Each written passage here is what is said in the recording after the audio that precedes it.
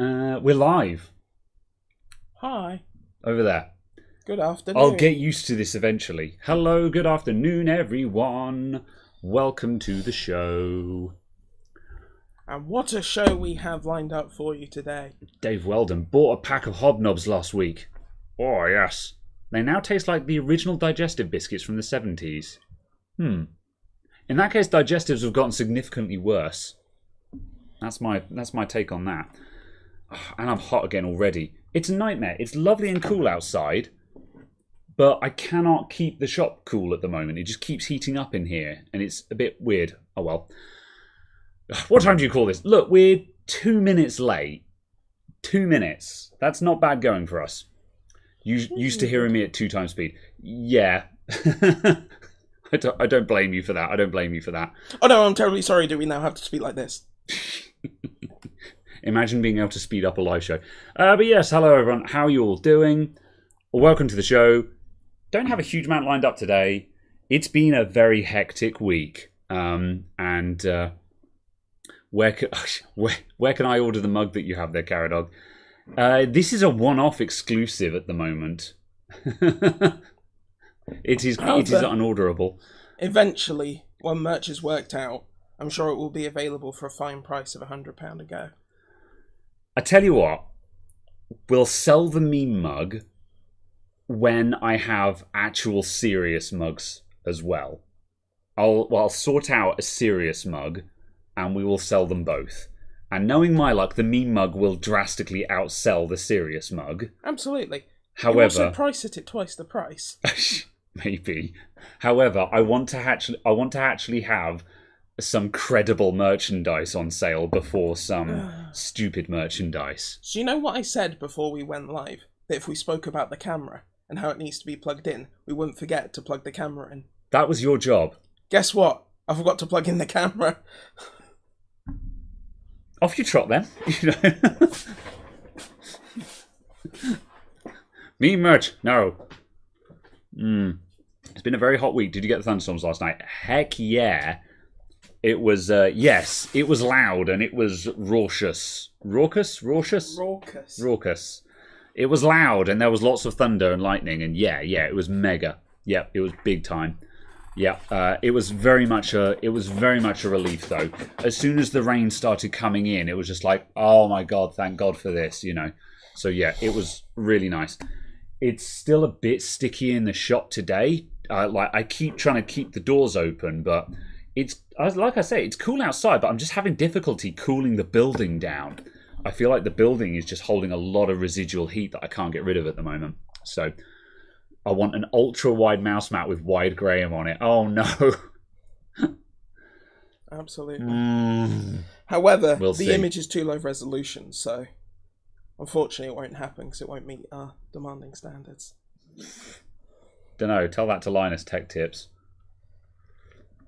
Their meme merch is not exactly high quality. I mean, these are just YouTube pulls, and that came out reasonably well. So, yeah. Put a fan in the door window. Yeah, that's what we need, really. So, yeah. Enough drinks. Yes, we have smoothies. We're drinking coffee to get the kit going, so we actually wake up, because we've been both crunching in the shop this morning, and then we have smoothies. So, yes. I'll take the yellow one if you don't mind. If it's all the same to you, yeah. Right, I'm going to put that on hand. It has condensation on it. Oh no, it's moist. Condensation. Right, let's talk about some stuff. I'm going to presume that's passion fruit, pineapple, and mango. Passion fruit, pineapple, and mango. Because the other options, it's blackberry, raspberry, and strawberry. I don't think it's that. It sounds delightful. It's the wrong colour. That's delightful. Good. Yes. That's very nice. Excellent. Thank you very much. Right, let's see. Let's talk about some tech, I guess. Why don't you call your zoom-in webcam Graham's glasses? These glasses are not that strong, to be honest. They convert. Well, I don't know. I need new glasses. Going off on a tangent. Let's talk about some tech. File Not Found says a Kartos E1 500 watt is the cheapest power supply available in your local shop. Is it any good? Even has RGB. I have not heard of it. What's the 80 plus rating on it? At 500 watts, if it's not, and also what are you using it in as well? Like, as far as I'm concerned, 500 watts and up, you should be looking for gold, for 80 plus gold. And I think so, unless it's for an office box or something like that. If you want to use it in a gaming computer, 500 watts and up, it should be gold rated, I would say. Otherwise, that implies that it's probably cheap and tat. I don't know, the CX550M is bronze. Yeah, but that's a Corsair. Yeah? It's also a bronze. You said 500 and up should be gold. Yeah, but that's a Corsair, so we know it's going to be half decent, whereas this is some rando brand. So with a rando brand, I want it to have some good credentials to make me trust the fact that it's a rando brand. Yeah. Basically. So 80 plus wood. Is 550 watts enough for an FS630 and an RX 580? I think so, yeah. The RX 580 is not that thirsty, is it? I don't know. I don't think the 6300 is either. I think that would be fine. Well, 550 watt is still okay at bronze if it's a good brand. But if you don't know the brand name, then you kind of want it to have something on it that gives you confidence in it. Yeah. You know, and that's the thing is if it's 80 plus gold, then in order to get 80 plus gold efficiency, it has to have some reasonably good components in it, which would mean that means that I can overlook the fact that it's a brand I haven't heard of. Whereas if it's, say, a Corsair, I don't mind if it's bronze because I know that Corsairs are going to be good anyway. So, yeah, that's kind of that's my litmus test there. Importance is the wattage per rail. Yeah, that's the other way of looking at it as well. It's just, what's the 12-volt rail at, basically. So, yeah, your RX 580 uses 325 watts if it wants to. Really? Are they that thirsty? Like, yeah, citation needed, I feel, potentially, but yeah. Yeah, possibly. I think you'll be all right. I think you'd be fine as long as the 12-volt rail is going to actually do like 480 watts or higher. I reckon it will be okay. Because I don't think an FX 6300 is going to use that much power. Like back in the days, we were running, we were running FX series stuff on 430 watt power supplies. And granted, we didn't have as big a power graphics cards, but still, we were running a lot less than that, and it was fine. So I think you'll be okay with that. If it was a higher end computer, I'd be saying sort of, I'd want something a bit nicer than that power supply. But for the spec, I think that's fine. So yeah. Chris Kingan with the $20 super chat. Hello, thank you very much. Hello, Graham Caradog. Hope you're doing well and getting sorted before the vacay. Meme merch for the win. We're getting there. Yeah. Those of you who have been looking at my personal Twitter or the Discord will know that I've been crunching pretty fierce this week because I'm going on holiday in a week, so I've got to get everything out of the shop, and I need to complete on the old shop, which means it has to be emptied and redecorated. There's a lot of work that has to be done in a short space of time, and it stressed me out quite a lot. But we're getting there. We're getting there. So it'll be all right. It's getting closer. Yeah. So yes. And also going back to the power supplies, also those ratings for the US. So bronze in the UK works as efficiently as a silver from the UK. Yes. Power supplies are more efficient on 230 volts or 240 volts than 120. So in the UK, you get more benefit anyway. Silver is a weird one. I've never seen an 80 plus silver power supply, but it does exist. So the analogy does work. Yeah, I've certainly never seen one in the flesh. You get a bit more. You do get a bit more efficiency when you're in the UK. So yeah, that's reasonable to me. Yeah, it's just odd. I guess it's possibly a case of because the components, the component upgrades for the power supplies to go from bronze to gold are identical to the component requirements to go from bronze to silver. I would presume it's basically a case of that's what it requires. Yeah. That makes sense. Ian Troop, keep up the good work. Love all that you do. Thank you very much, my dude. Much appreciated. Also says, how can I send you money via PayPal? Well, always appreciated, never required. However, the simplest way to do that, if you want to send me a tip, you can go to paypal.me/adamantIT. And if you want to just send me a tip, you can put it there. It just drops into my PayPal account and it gets used. So, as I say, if you want a tip, always appreciated, never required. paypal.me/adamantIT. Thank you very much. Let's see. 80 plus gold sticker could also be falsified. This is true. Yeah. This is true. And also there is an official list of all the gold PSUs. Does anyone know the website for that off the top of their head? It is probably just something like 80plus.com. Yeah, try 80plus.com or something like that. There is an official website, so you can look up the power supply on the official list to see if they've been lying. If they're not on the official list, then they're probably fibbing about the 80 plus rating.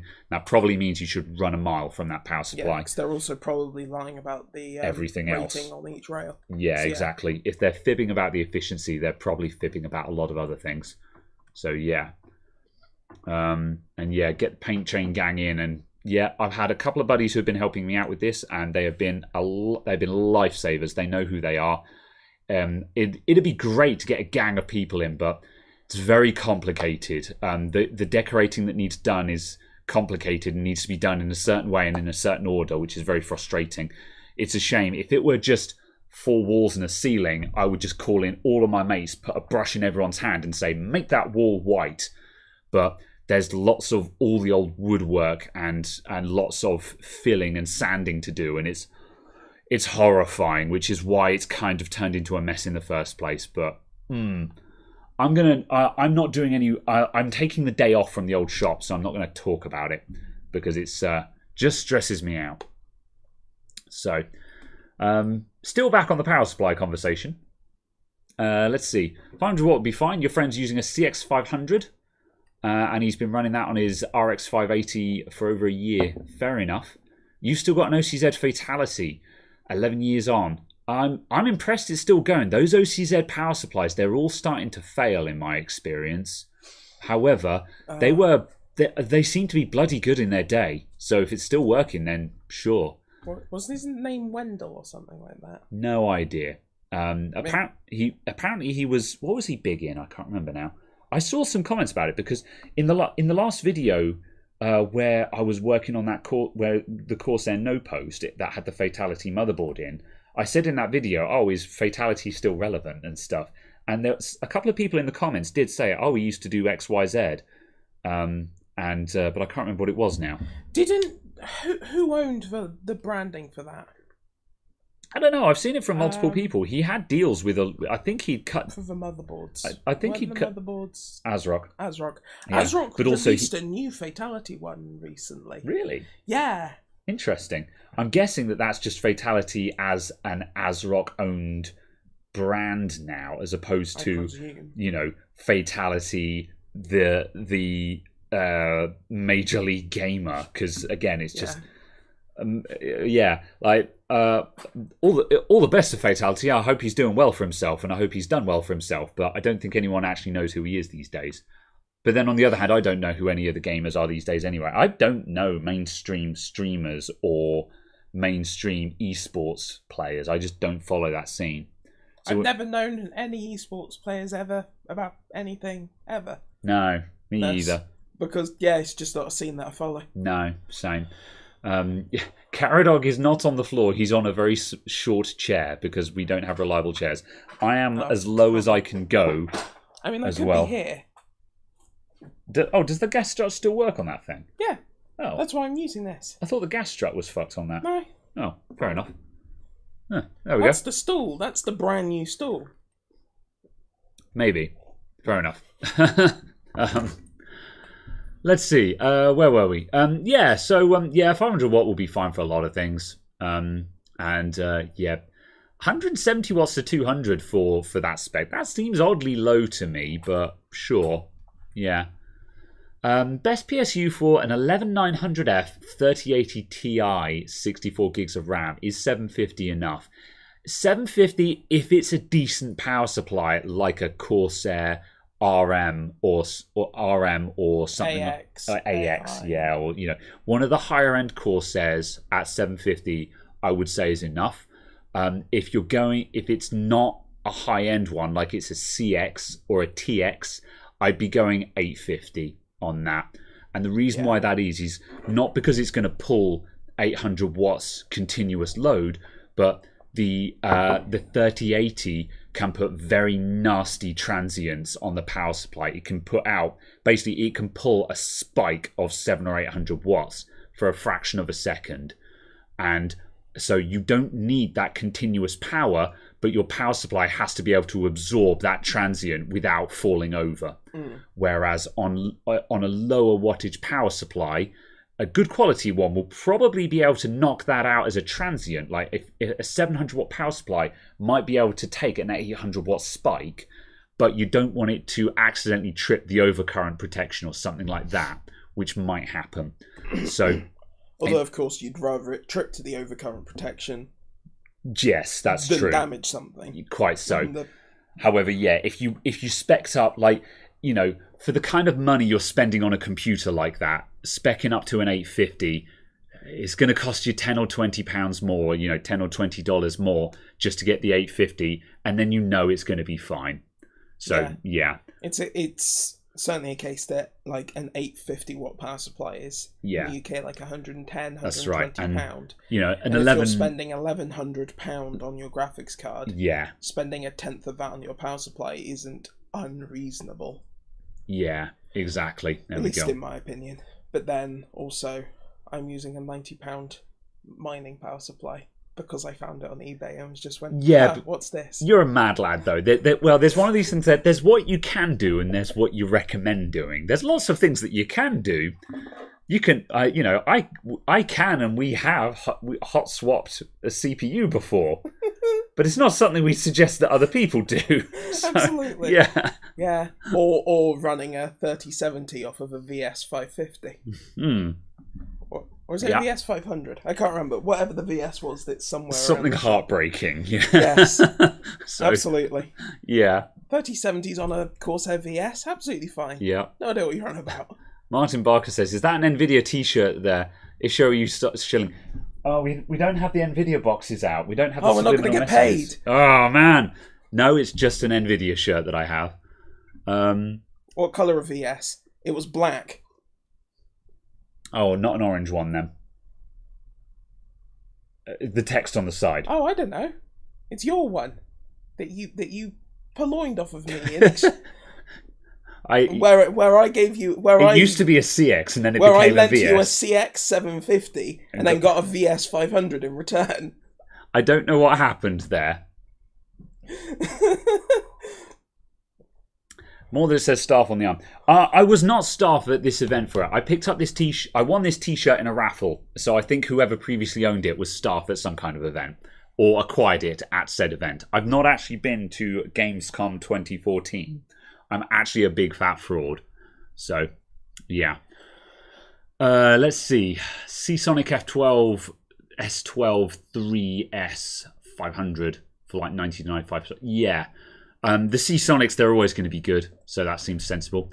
Tony McPant says, Fatality, the brand business insider magazine, recently named him as the highest paid video gamer ever. Woo lad. Yeah. That's an interesting one. What?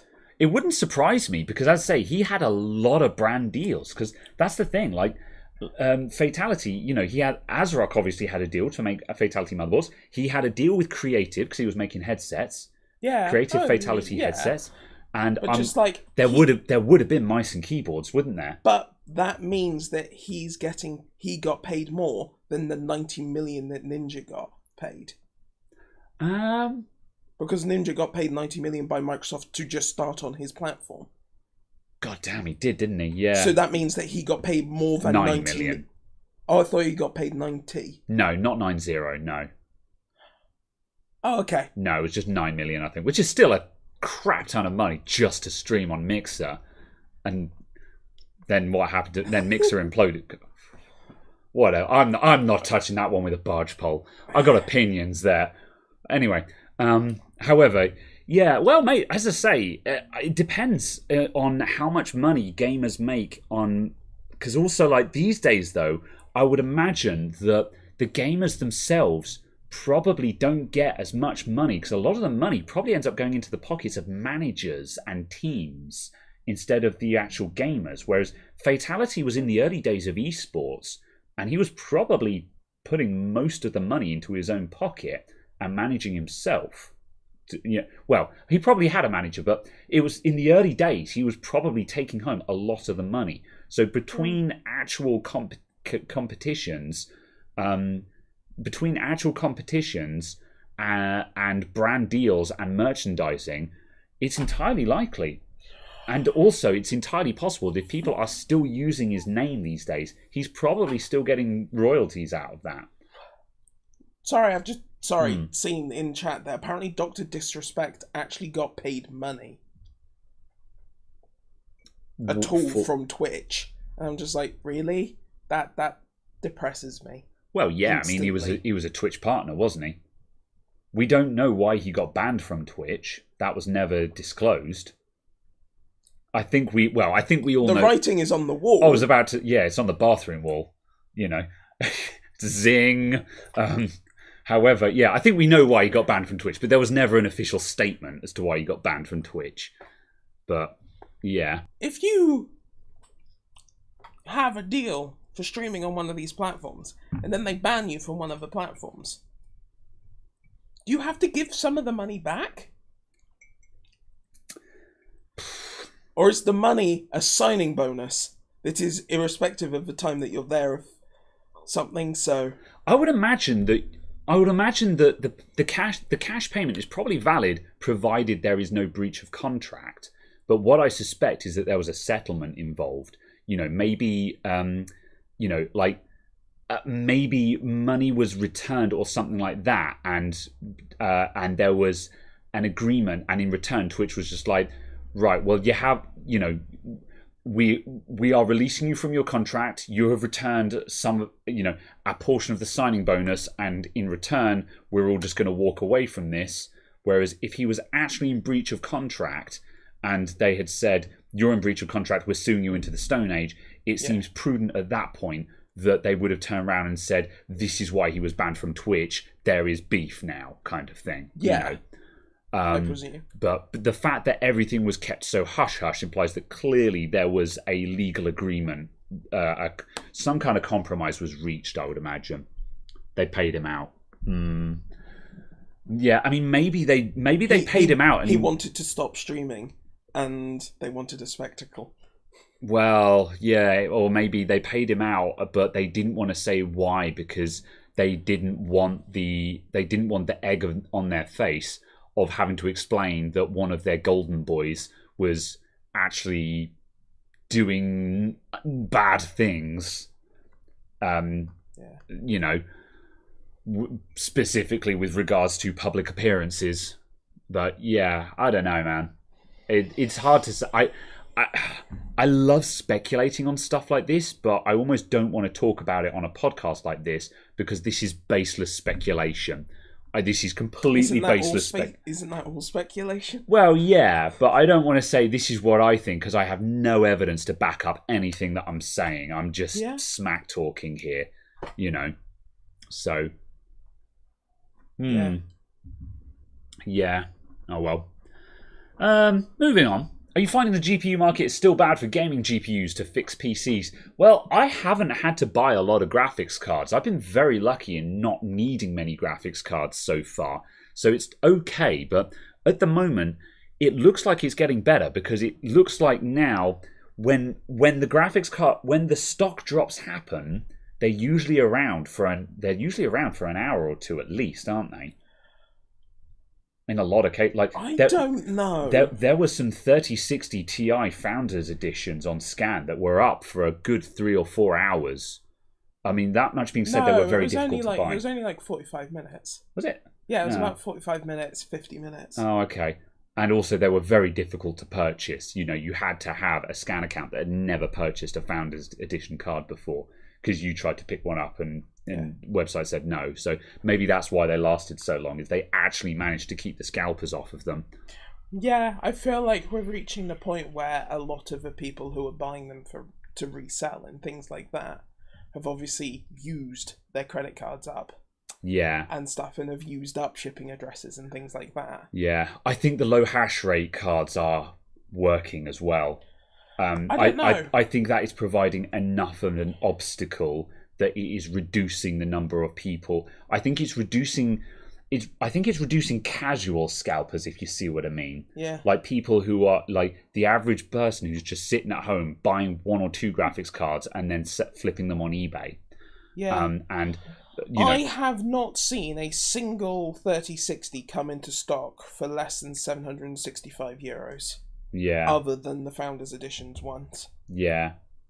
Because I panic sold mine. I had a 3060 non-LHR, and I panic sold it for only a bit more than I paid for it. I panic sold it at £550 and so I made a little bit of money back on it.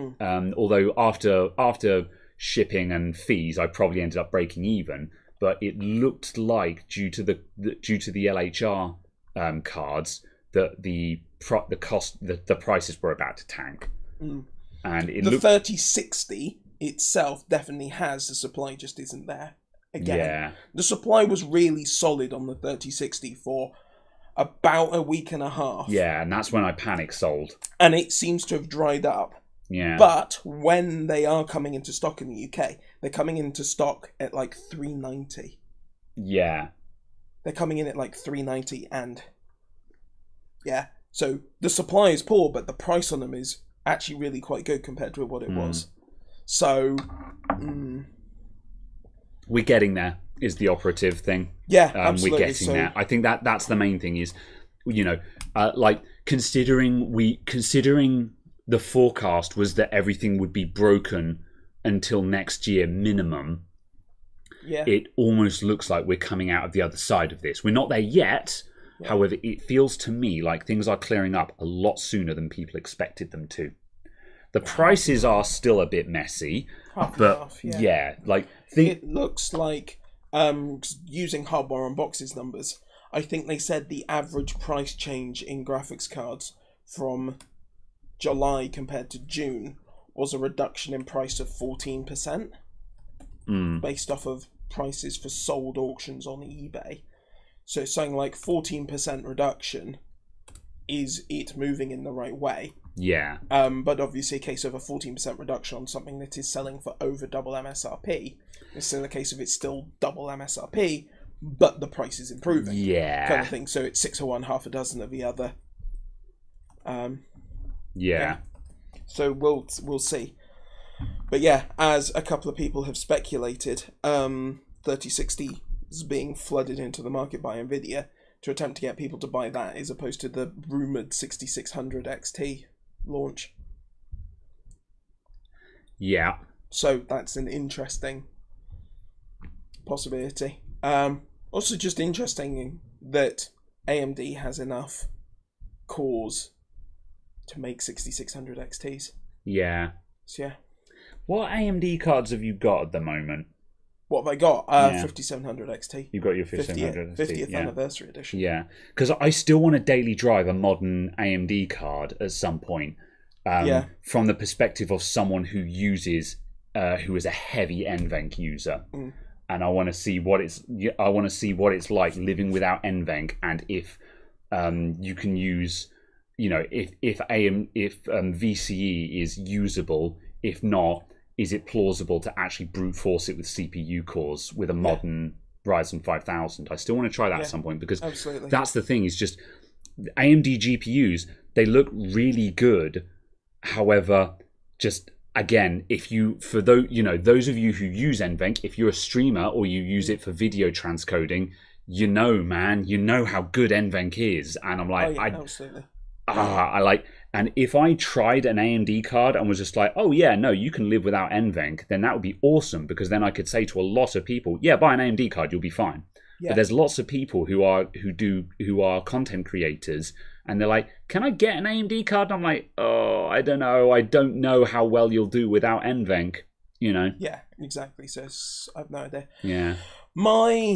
I could have bought a 6900 XTX on several occasions, like not Waterforce, Liquid Devils and stuff like that. You know, they were in stock and they stayed in stock for a while.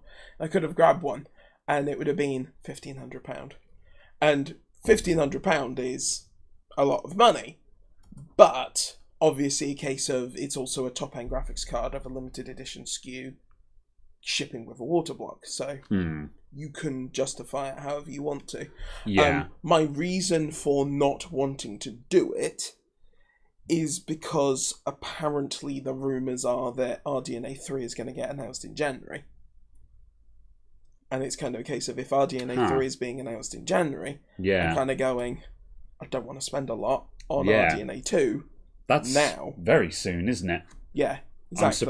I'm surprised they haven't delayed that, considering the fucked up the messed up graphics card market. Because because again, like, Nvidia have been taking flack for releasing newer and better graphics cards. You know, not saying whether I agree or disagree, but Nvidia have been taking flack for releasing newer and better graphics cards at a time where people are struggling to get hold of them. And they're like, you've finally gotten hold of your 3080. It's like, oh, now there's a 3080 Ti. And it's just like, really? You know, but at the same time, it's a case of, does the big graphics card shortage warrant, just like, does that mean that we should just stop developing new products? You know, it's not R&D's problem that supply is messed up. You know, why? You know, should they not still be trying to make a better product all the time? I don't know. I'm very disappointed in you, Postal. I don't know what's happened. Honestly. So yeah. Don't worry, you'll find out soon enough.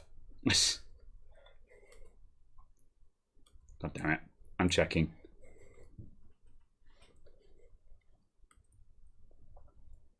What is that? What am I looking at? What is ID Colossus? What is ID Gaming? I don't know. But click off of that image. As long as you're not screen sharing. No, you're not. No, we're not at the moment. What has he done? Something is on its way to the shop, and I don't know what it is. Mouse pads. I'm disappointed in Postal, because Postal's done it and he doesn't have the disposable income. Yes, this is true. Unlike Knight, who is just disposable. I mean, hi! Fine. Epic Player 02, hello there, I can see you. Right, okay. I'm not doing that, I hate that. Right. I'm trying to cool down. Right, okay, let's carry on. Let's see, it's a mouse mat, alright, fair enough. Let's see. 3080 still maxes out most games at 1440p. Yeah. Oh, absolutely. Yeah, that is true. Oh, yes. There is absolutely no need to be looking at the very highest class of graphics card that anyone makes, because they are very much diminishing returns products. 4K is the only time where you actually need to get serious and you actually need the best thing you can find, because 4K is such a massive performance penalty. But then again, you know, it looks pretty though. Yeah. However, stuff like DLSS is potentially solving that issue by giving something that is almost indistinguishable from native 4K. Yeah, absolutely. So yeah, although I haven't seen DLSS in action yet, although I have a card that supports it, but I don't play any games that support it because I don't really play AAA games. So you still need to actually play Doom Eternal. I do need to play Doom Eternal. You can play Doom Eternal. The problem is everything I've heard about Doom Eternal is that I don't really like Doom Eternal, and I should just play Doom 2016 again. You should play Doom Eternal. Yeah. Then you should play Doom Eternal again with ray tracing. And then you should play it again with the LSSSSSS. Yeah. I should at least play through it, just so I've played it. Yes. So yeah. Doom Eternal is very good. It's also very not good compared to 2016. Yeah. Because it's different. Yeah. It is not more of the same. And it feels... Yes, it feels like it punishes you if you try and play it like 2016. Which is a shame given that it's kind of... 2016 was a winning formula. So it's just like, we just needed 2016, but more. That's all we needed. You know, you had the formula perfect. Don't mess it. You could just do another game that's just the same thing, but more of it. And no one would care. Yeah. You know, but... oh well, let's see. So let's see. Darren Cliffs said, I've got a 1660 Super with an FX 8350 and you love it. If you swapped out that FX8 for a newer CPU, you would not believe the performance improvement you'll get. Trust me, I've been there. I had an 8350 and just swapping it out to an Intel, to an i7 4770K. So swapping out to just 4th gen Intel gave a massive performance improvement. So yeah, trust me, that CPU is bottlenecking you hard. You might think you're okay, but when you switch to something else, you'll realize that FX8 is a massive bottleneck. Like I said, I was there. I had one. I was there, man. Yeah. I was there. I was there. I had one. I was like, oh, it's fine. It plays what I needed to do. And then when I switched over to something else, I was like, oh God, the FX wasn't fine. It wasn't fine at all. It was terrible. So yeah, that's my 2 cents, I'm afraid. And I don't have AC in here, so there's that. Huh. So yes. Let's see, Ian Troop, you've joined on Patreon. Oh, rad, dude! Thank you very much, much appreciated. Keep up the great content. I will do my best. Don't forget to link your Patreon account to your Discord account to get Discord benefits. Indeed, if you link your Discord account to Patreon, you can get into the Cool Kids room on Discord, which is where the cool kids talk. Or something. There are cool kids who aren't in there as well, by the way. I need to get on and grant some additional roles. We've got plenty of people in the Discord who aren't Patreons or anything like that, but are really valuable members of the community because I see them there helping out in the tech support rooms.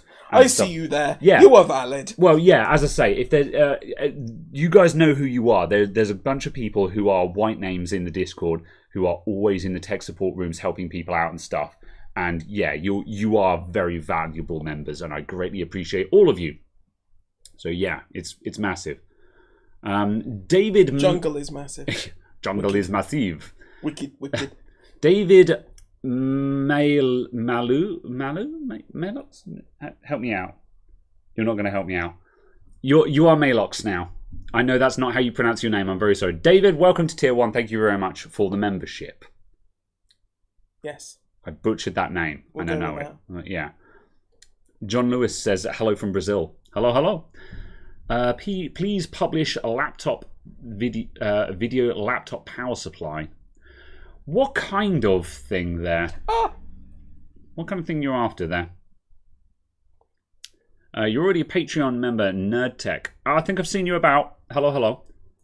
Membership or Patreon? Either or. Either or. Let's see. PC Bolt says, my cousin PCs has a Core 2 Quad 8400 with a cheap motherboard. The issue is it never runs to 2 gigahertz. And PC is too laggy. Is the VRM throttling?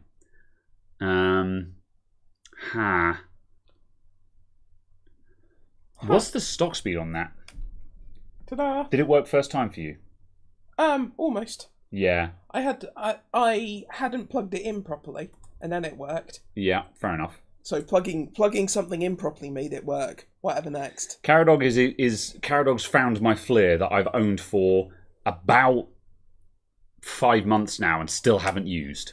Look, it tells you that the cold can is cold. It's cool. It also needs adjustment. Yes.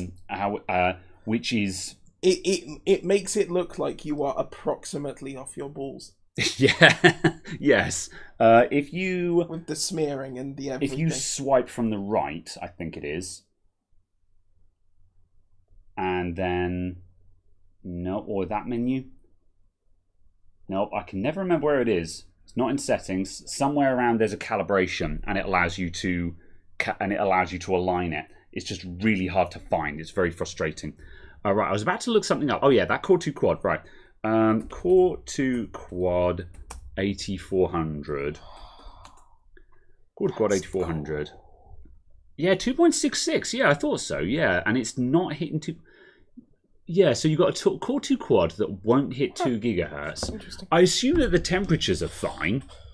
You know, I assume that it's not overheating or anything like that. Quad. Yeah. Check the temperatures. Yeah, I got like 4 gigahertz out of mine. Yeah, well, the stock is 266 base frequency. So if you're not hitting 2 gigahertz, which Core 2 Quad is it? Q8400.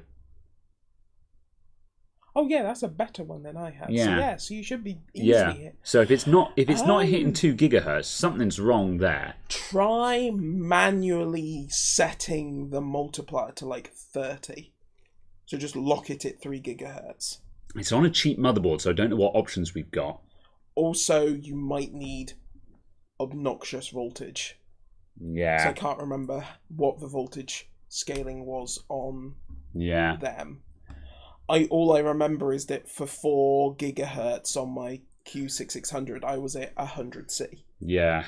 Well, that's the thing. We're not even trying to overclock here. We're just trying to hit base frequency. Oh, yeah, but just a case of, that was that. Double check that the BCLK hasn't somehow weirdly been set to like 88 or something, because it should be 100. Yeah. And I've seen people having weird things with socket 775 boards. Yeah. Where just the BCLK goes to like 88. Motherboard is a Lapcare G31. Lapcare. Lap. Good grief. That's a cack.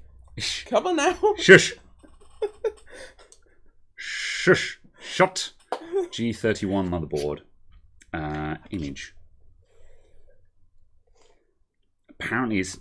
Oh god, you're not wrong. It is a 2... Oh my god, yeah. I got a horrible feeling. Never mind.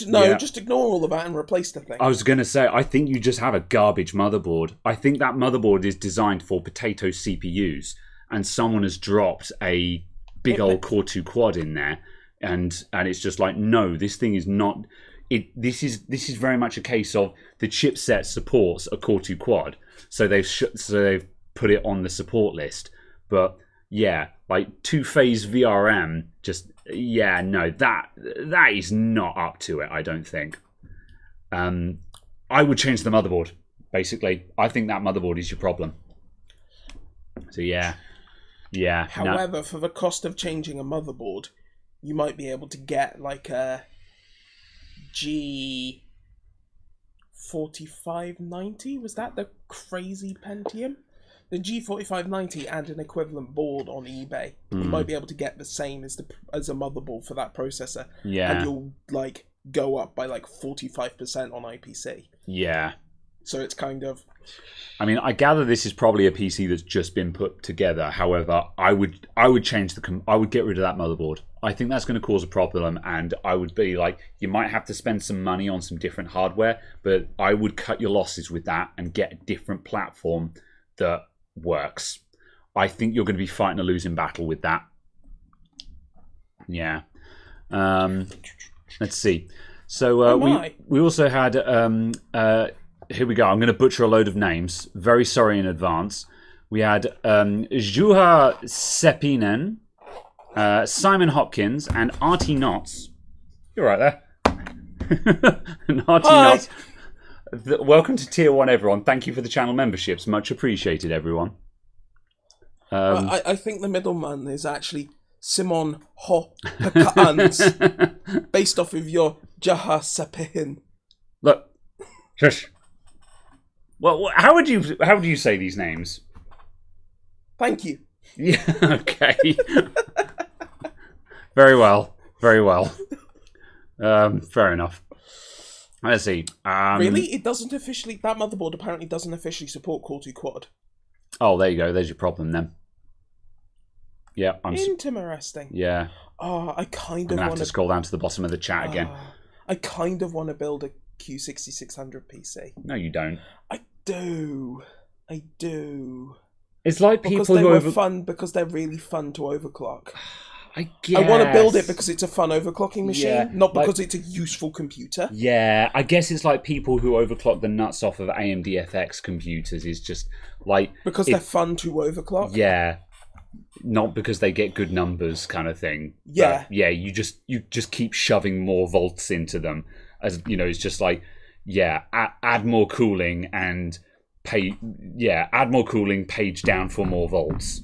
So yeah, and just stuff like that. That's more why I'm interested in it and stuff. Is because they're good for overclocking, and that's where I first cut my teeth on actually trying to overclock stuff. Yeah. So yeah, I kind of want to do that, but then it's also a case of it would probably be quite expensive. Yeah, because old stuff just commands an annoyingly high price. Yeah. Yeah. Mostly the motherboard. That's the problem. Mm. Or I could buy like a really cheap B550 and a Ryzen processor and have a computer. Yeah, an actual useful computer. Yeah. Kind of thing. And it's like... Well, Ryzen 5000 overclocking is fun. And it would be like £200. Yeah. Kind of thing. So it's like... Yeah, that's the thing. Yeah. Ryzen 5000 overclocking is actually fun because Curve Optimizer is fantastic. Curve Optimizer is suddenly... It gives you a meaningful way to play with floating boost. Because I haven't done any massive stuff yet, but Curve Optimizer, I've done a little bit of fiddling with Curve Optimizer on the Lianli and on my PC at home, and you can start getting up to some very large all-core overclocks, and you dial that in, and then you maybe put in some heavy load line calibration or a negative core voltage offset just to keep the temperatures down, and the CPU will be like, well, I'm below 100 degrees, guess I'll boost some more, kind of thing. So yeah, it's actually possible to start pulling numbers on those. So isn't PBO for Ryzen the be-all and end-all? Well, that's the thing. Curve Optimizer is part of PBO. It's an official AMD feature because it's in the... you go into the BIOS, and instead of going to the motherboard's overclocking settings, you go into the BIOS and you go into the AMD overclocking section, and you can start fiddling with all the PBO settings. And that's where you'll find Curve Optimizer on a Ryzen 5000. And what you do is you set a negative value on the Curve Optimizer. And what that does is it means it adds in less voltage. So obviously the curve is voltage per voltage versus clock speed, and the Curve Optimizer, you can nudge down the voltage so it's adding in less power as the clock speed goes up, thus keeping the temperature down, which means it will keep boosting up the curve for longer. And as long as you've got then it's just a question on how stable you can go while you're underpowering the CPU effectively. But because you're doing that, and it's part of PBO, you're not interfering with PBO at all. So you don't lose the opportunistic boosting because you're actually tuning the opportunistic boosting. Basically. It's very good. Very good. Let's see. Speaking of cooling, have you seen the new Corsair Pump Res distro plate? You want one for your 5000X? I have not. It's also very expensive. I was about to say, I bet it's really expensive. I think just as I turned off my laptop because I wasn't using it. It's very expensive, but Let's go and have a look at it. It's got a D5 pump in it, so that's pretty good. Okay, yeah, if it's got a D5 pump built into it, that makes it kind of useful. Because, like, a distro plate that doesn't have a built-in pump, I'm like, they look really pretty, but they don't do anything. You know? I guess you could argue it's a reservoir, but... It's kind of necessary for a hardline build, a distro plate. It's kind of necessary to make it look super clean. Because obviously you can have nice straight runs and stuff just going to the front. Yeah, to avoid having downpipes, I guess, yeah. And stuff like that, yeah. Yeah. Corsair distro plate. Let's see. Right, am I clear? I'm clear. Let's take a look-see at the Corsair distro plate. Bam! So... What was it actually called again? Corsair community is kind of awesome. Where do we think it's going to be? Water hidden cooling, somewhere, possibly. custom cooling, all HydroX products. Probably hidden somewhere in there, if it's even on the website yet. Oh, has it literally only just come out? Yeah, some point this week. Yeah, no, I think it might not be on the website yet. I mean, I'm not seeing it on a Google search. Corsair HydroX distro plate. Come on. Pump reservoir combo, HydroX series, that might be it. Oh no, that's pump reservoir combo. That's not it. It's July. XD7 distribution plate. Oh, that was it. I was looking at it. I thought that was a shut up. I thought that was a oh, it looks like a radiator. It's designed to kind of look like a radiator with fans on it. Yeah. Yeah. I don't like it. Because it looks like a radiator with fans on it. I don't understand why you wouldn't just have a radiator with fans on it.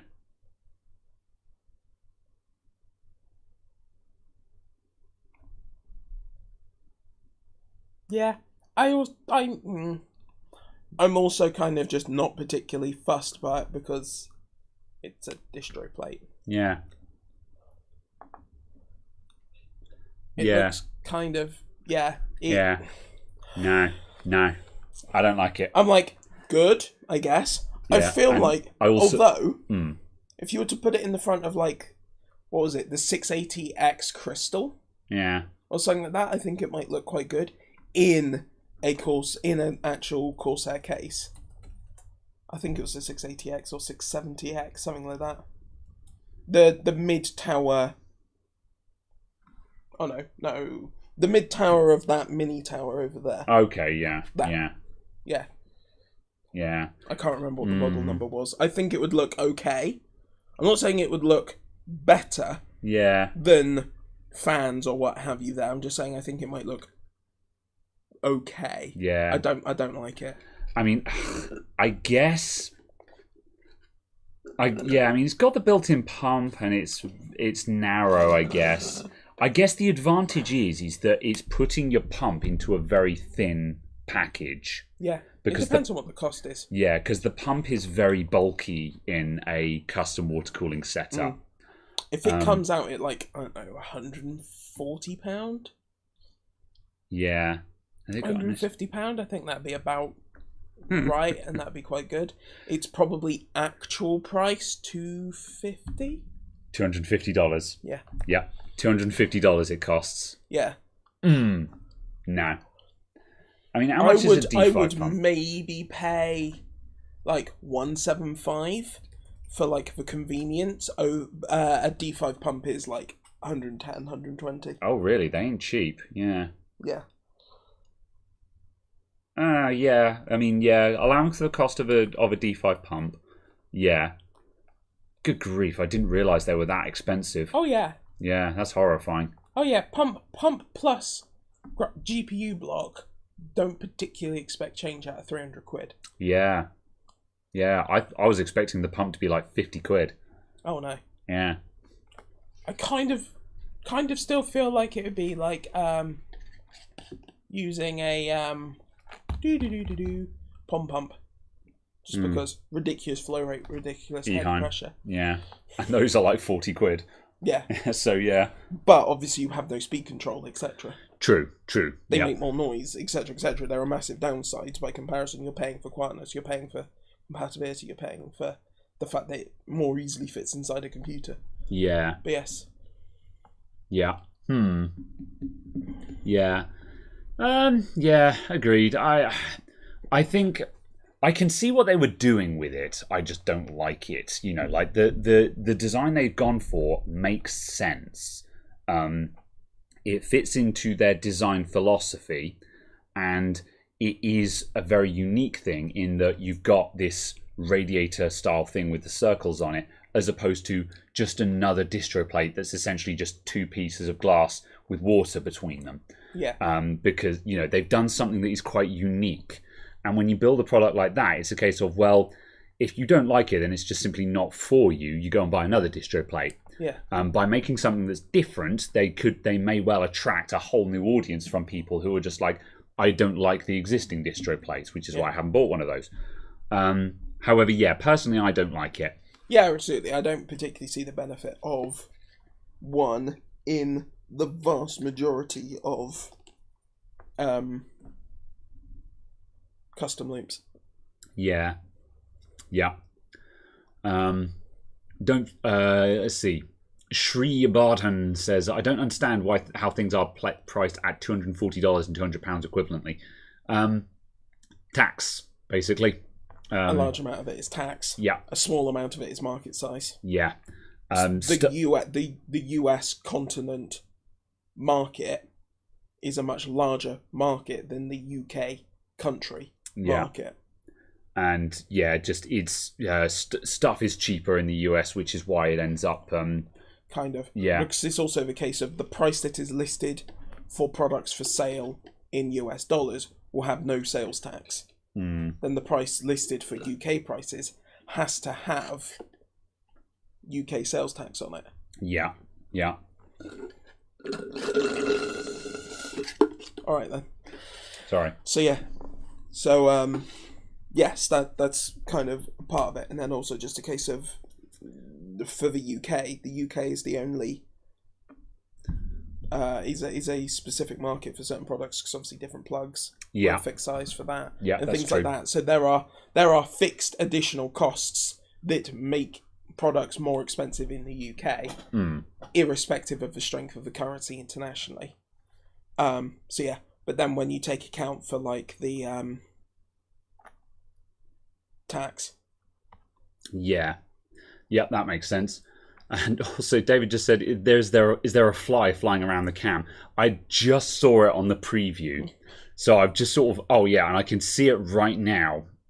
I can't do anything about it because I don't have anything to attack it with, but I'm very tempted because I can see it there, and I know it's going to keep flying in front of the camera and pissing people off. And It's fine. You know what you can do? What? You reduce the stream quality, people won't be able to see the small, fast-moving object because it will instead be hidden in just blocking. I'm thinking about it. Yeah, I might. Hang on a sec. Oh dear. This isn't going to work, but I'm going to try. This is going to go poorly, and when the camera cuts out, it's because Graham has actually taken out the HDMI lead that leads to the camera. I'm going to try and freeze it. It'll be great.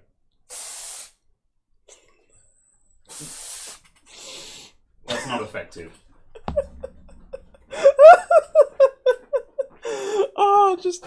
Yeah.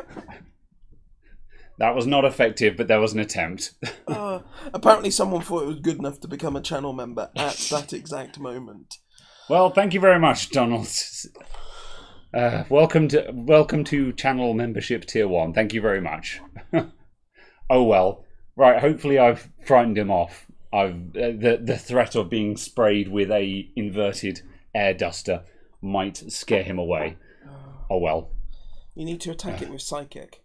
I need to get a heckin' fly swatter in here. It's the perks of being in a rural area. In the heat, you get flies, unfortunately. So yeah, oh well. The electric tennis racket ones are one of the most funny thing. I have been really tempted to get one of those, but apparently they smell awful, basically, because you just get burning flesh in them. You sneak up behind someone and then just kind of go. Psst. No. Do not. Do not, you gremlin. Yes. JB, thank you very much for the channel membership. Man, the channel memberships are popular today. Welcome on in, everyone. Friendly reminder that if you become a channel member, A, you get access to the exclusive Discord chat room, and B, you can also see the behind-the-scenes videos of the shop getting created. So those are a thing that are available as well. There may even be a new one of them before the end of the year. Yes. Well, there will be soon TM, because the next one is being made that's just like the clear out from the old shop. That's going to cover me getting the last of the stuff out of the old shop, a little bit of the shop redecorating, which is just to be a sort of this is what we had to do when leaving kind of thing. And then finally, just an update on where we're at with the new shop now, because I want to make sure that all the channel members have seen the shop as it is now before I do the 100,000 subscriber special. Because I don't want the 100,000 subscriber special to show I don't want that video to show members or Patreons anything they haven't already seen, if you see what I mean. Yes. I want to make sure that they get to see it first, even if they only see it a week in advance, you know. So yeah. So yes, that basically. Use the finger. Oh no. You used the finger? I don't know either. Take that out of context. Let's see. Graham, I've got a Ryzen 5600 XT and I bought a copy of Mortal Kombat 11 and the game won't recognise the CPU. What do you mean it won't recognise the CPU? What's happening? Also, a 5600 XT is a graphics card. Yeah, that's a good point. Are we talking about the 5600 XT graphics card or the Ryzen 5600 CPU? The 5600X. Yeah, I'm guessing we're talking about the 5600 XT graphics card. So yeah. Also, make sure you've got the latest drivers installed if you haven't already, and consider doing a DDU, display driver uninstaller, to make sure you get an absolutely clean graphics driver installed in advance. So yeah, considering we're talking about Mortal Kombat, calling it a Raiden 5600 XT would be quite appropriate. I've no idea what Raiden's special move was. He was the electric boy. Shocking. Well done. Don't worry, I have the capacity for many more puns. I need to find something else to talk about in the chat right now. Why, are you not amped about these puns? I had that problem with the CPU for Apex Legends on your Windows 7 machine. Well, that's because you were running Windows 7. Windows 7 hasn't supported any CPUs made in the past 5 years, I think. Not officially. Not officially, yeah. So, yeah. Artie Knots, you're beneath my mention now. Let's see. What else was going on? Someone earlier on. Oh yeah, do we want to talk about that? I don't know. Talk about what? The Activision thing. Do we have any opinions of that other than that sounds awful? It's going to go to court. Yeah. Yeah. There's not really anything to say about it, is there? So yeah. Absolutely. No, fine. That's it. Do you know what we were going to do? What? We were going to talk about? What? Improving the streaming setup. This is true, yes. Microphone stands. Yes. Etc. People's recommendations for articulated arms. Yes. Has anyone in the audience got... I'll tell you the problem we've got. The microphone, which is this guy here, is currently on... It's going to make noises now, but it's currently on one of these typical boom arms. So it extends like that. You can see the arm it's on. It's on one of those. I hate these arms so much. And by the same token, I've got the bench cam is on a similar one here. And the bench cam is okay. I'm actually quite used to the way this one articulates. This is not so bad. But I want a better microphone arm. Does anyone know of a really nice one that's got like 3 points of articulation or something like that? I want to look at those. The only suggestion I had was like the what is it called? The Magic Arms from I've genuinely forgotten the name of the camera, the equipment company. I can't remember. I'm going to see if I can get a nice split screen going here. But yeah, I guess possibly the other thing is like suspending stuff from the ceiling. Yeah, which is, I guess, doable, but Yeah. um, So I feel like that would work okay. It's like suspending something down from the ceiling. It'd be very easy to do, I suppose, is to have something that hangs down, but Yeah. hmm. Certainly on one of these arms, suspend from the ceiling and just hovers above this monitor. Yeah, see, the problem Because is then it could be out of shot from over there. Yeah. And also wouldn't be in shot for the standard ones. See, the problem there is that I want the microphone to be positioned underneath the monitors, because when I'm recording, mainly because when I'm recording videos, I'm generally speaking down in that direction. Have you then decided that you're definitely not using the lavalier? Oh, good point. Oh, yeah, I need to do more testing with that, don't I?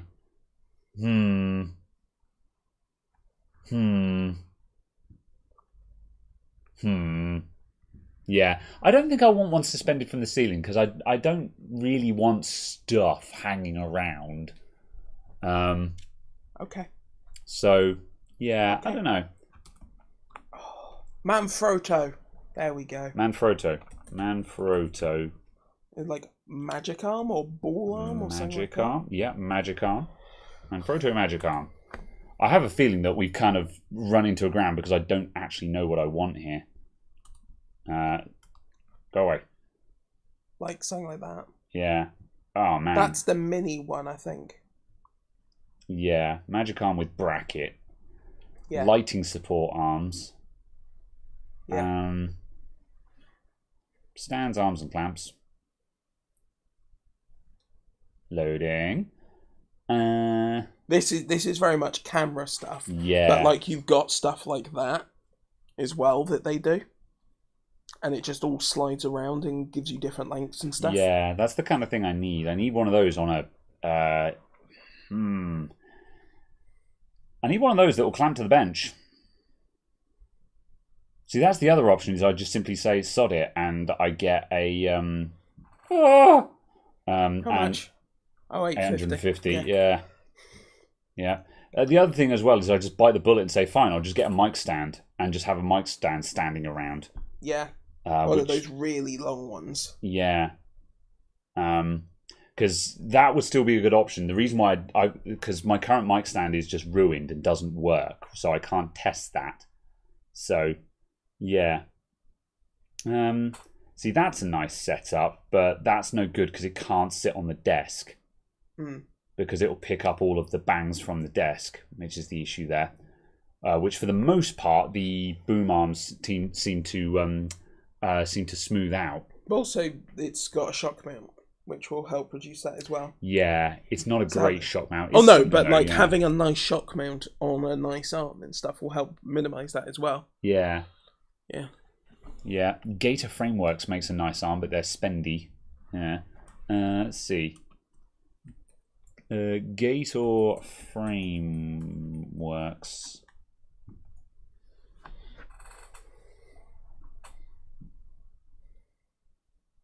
Oh, interesting. Yeah, these are mostly boom stuff. Yeah. Which again doesn't give me enough articulation because I need to I need to work at very awkward angles, which is the difficulty. Is it double check if the product's called a Gorilla Pod? Gorilla Pod. Gorilla Pod. I wasn't sure if it was. Yeah. These are freestanding though, aren't they? Oh my god. Yeah, so something like they do something like that. Yeah. That you can grip onto places, and they do them as single arms for SLRs and things like that as well. Yeah. Again, though, this is generally designed to be freestanding, which is absolutely not but what we want. There are products along those lines. Yeah. I just couldn't remember what they were called to get a picture so you could kind of see the thing I was talking about. Because they do them with like multifunction ends on arms and things like that. Yeah. So you can mount up loads of stuff to them. Yeah. Again, generally, yeah. See, this is what they're for, and they're really good for this kind of purpose. Yeah. Because you can just attach it to anywhere. But again, I feel like this is more for field. Yeah, but it was also a case of because it's got effectively curvy arms and stuff. Rode PSA 1. Professional studio boom arm. Oh, yeah. Yeah, again, not enough articulation. Yeah.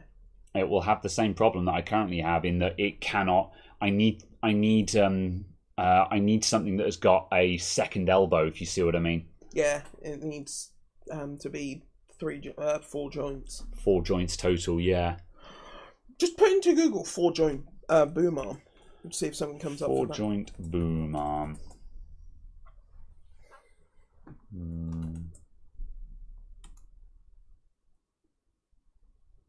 Oh my god, I don't care. That's just Manfrotto stuff in general. Go up a bit. Yeah.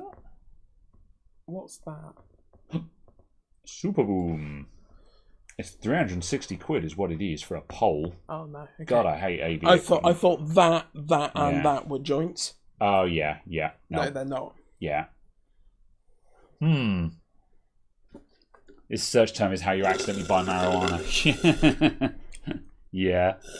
Let's see. Vivo Black Height Adjustable Pneumatic Spring Microphone Counterbalance Arm Mount. Let's see. That sounds like an Amazon product description. Vivo Black Height Adjustable Pneumatic Spring Microphone. Pneumatic. Oh, that's what I'm talking about. Look at that. It's a monitor arm. Yeah, it's a monitor arm. Yeah. However, yeah, actually, that's what I'm talking about. Yeah. Elgato Wave IP arm. Elgato Wave IP arm. Wave mic arm. Thanks, Elgato. Keep going. Keep going. Yeah. Not but it's bad. just it's still just a boom arm. Yeah, it's just a boom arm that's suspended further up off the desk. Yeah. So yeah. And I'd imagine that monitor arm costs 300 quid. Sorry, mic arm. £90. Oh wow, that's actually quite not bad. Cheap for Yeah. Yeah. Elgato have got that weird price point where they're more expensive, but they're not professional expensive kind of thing. They're also not professional grade. So yeah. Yes. There are some of their products where I'm just like, they're not hitting it. I'm trying to find a price on this Vivo thing. $80. Yeah. So if we could find quid. Yeah, if we could find that in the UK, that'd be cheaper. And yeah, that's very much that's a win, I think. Can you reverse image search that? Search Google for this image. And see if you've got any UK websites coming up with it. Well, we just were. Amazon.com. Actually, there's an Amazon.com link. Will they ship it, and how much does shipping cost?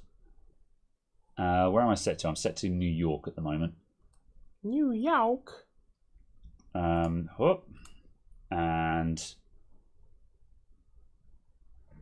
$23.43. Ew. Yeah, a little bit, not terribly gross, but yeah. Let's see. What did Sai say? I'm gonna have to scroll up a bit to find Sai's solution. What did he suggest? I believe the only one I saw from him from a while ago was suspending you from the ceiling. Okay, yeah. No, Chris, denied. A gooseneck mic stand. Gooseneck. Yeah, goosenecks. I don't like goosenecks. Kind of, but no. Yeah, no, I don't like goosenecks. So I'm just gonna. I've got a gooseneck type thing, not a very good one, but just to show people what that looks like. I'm running away.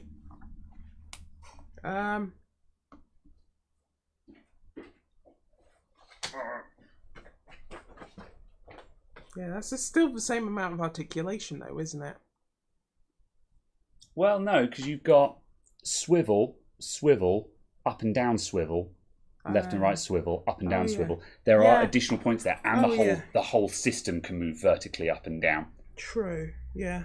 So yeah, I really like the look of that. It's annoying because it's not available on Amazon UK, but you know, I've probably got Amazon vouchers to burn because of reasons. So True. That's plausible. Absolutely. That's a gooseneck for people who are wondering. So you just basically have a bendable arm. But the problem with these is this, or just there's a lot of they wave and they bounce and you move them and then they don't quite stop in that position and they get kinked. And I mean, again, this is a cheap one. Maybe more expensive ones don't have that problem, but I don't like them. Can I have my spot back? No. You've been usurped. All right. Well, I need the bathroom anyway, so I guess you're entertaining the chat now. Have fun with that. I make no claims or promises as to the quality of content provided. Yes.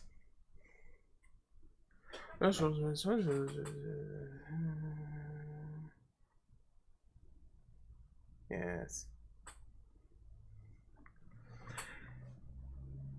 Up to basically £6 for a microphone. Good lord, that is a heavy microphone, because if my maths is right, that's like 3 kilos. Okay. Yeah.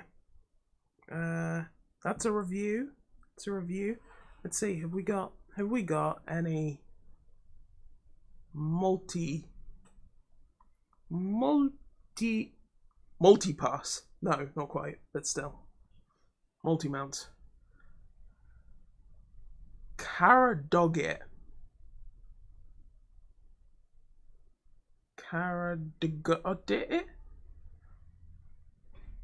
Nearly, but no.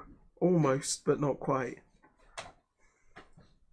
I feel like, in a way, monitor arms are very much kind of, or the microphone mounts are very much kind of going, you will have this two arm system and you will like it. They're all the same, aren't they? Yeah. Yeah. They all seem to be the same. And it's just like, oh, okay. Yeah. 5. And I think the only difference is just how good a quality the joins are. So, you know, how long it lasts before it just becomes a creaky, squeaky mess. Yes. I have the... What? Oh, the Neewer, yeah. They seem to be a little bit hit and miss, Neewer. I have the Neewer... Yeah. Like, they make super cheap... I have the middle expensive arm one, and that's pretty good. Yeah, because they make super cheap tat that is garbage, but they also make some stuff that's actually just fine. These lights are all Neewer, and they're fine. It does, when you move it, it just kind of goes... Dong! Sometimes. Yes. If you get the angle just right, you can get the spring to, like, catch on something, and it just goes... Dong! You're like, oh... I'm sure that's... Speaking of catching, the flush is caught. Goodbye again. Yes. Wait, what? Hold on. What? Right. Can I actually have my spot back and we'll move the laptop into the middle? I like that. I quite like that one, Move though. up. That looks like it's very big. That does look kind of cool. It looks very large, and I quite like that. Yeah. Move up! No. I will move the laptop over.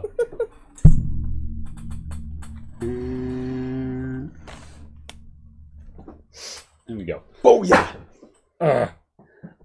Yeah, that one's kind of neat. I mean, I said I wanted it under the monitor, and that would very much be a over-the-top one, but, like, where could I put... The interesting thing for that would probably be something that I'd mount at the back corner over here, and then it would lean over and it would float the microphone around here somewhere. But then on the other hand, that would be great for general recording, but I realise now that people can't see this properly. Open image in tab. There we go. But then the problem with that is that we'd still have to move it for when we're doing the podcast, which brings us back to our original problem that we need something Although, actually, I could also just put it here, and we could just have a floating strut here. Oh, it's a cable tidy. Yeah. I couldn't work out what they were demonstrating in this lower image. Yeah. I was like, it has a slidey bit. It's got a spring release. Yeah. What is? Would I be willing to have just a vertical bar just here that has the microphone on it that can then be wherever it's needed? And yeah, I think that seems, yeah, that's certainly plausible. Where do we get that from? How much? That was it? AliExpress. That was an AliExpress one. Where have you got? Have we got there. Mic arm. And then there. Buy. So somewhere between $85 and $285. Yeah. What? That particular one, $152 for a. Also, where is PT? Where are you? Because we're apparently PT AliExpress. No idea. Either way, I don't want notifications from them. Oh, Portugal. Ah. Yeah.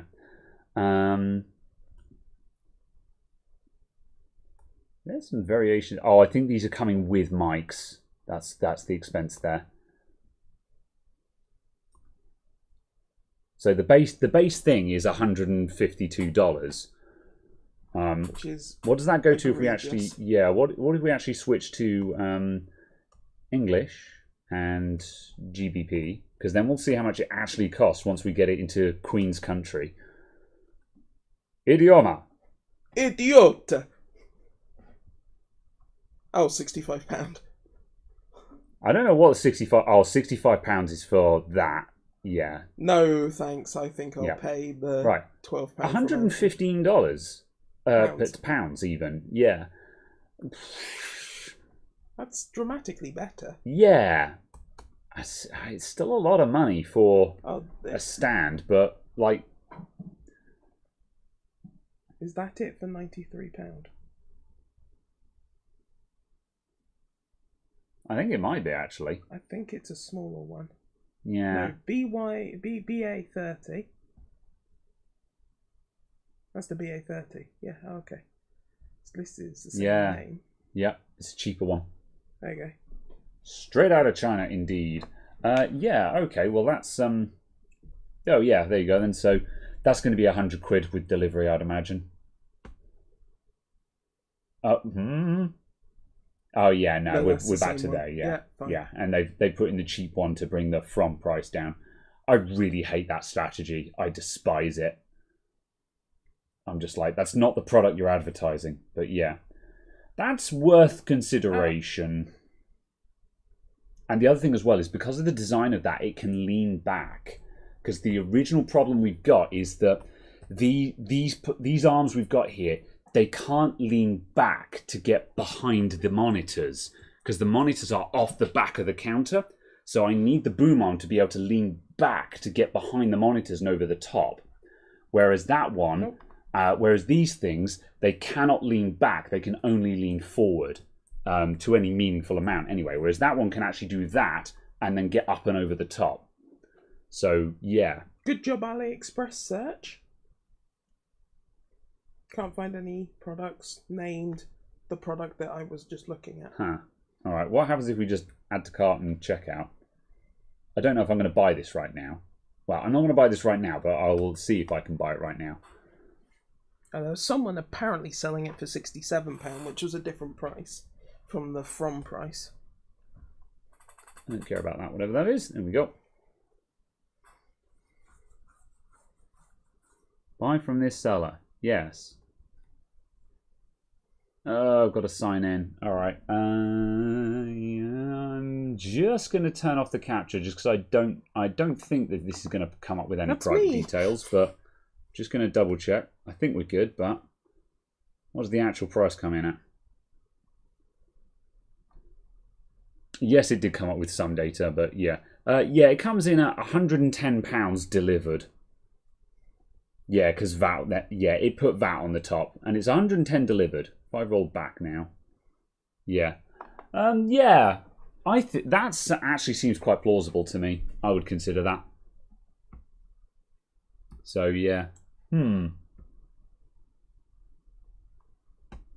That's exactly the same one. Yeah, that's fine. it's just people are showing it at slightly different angles.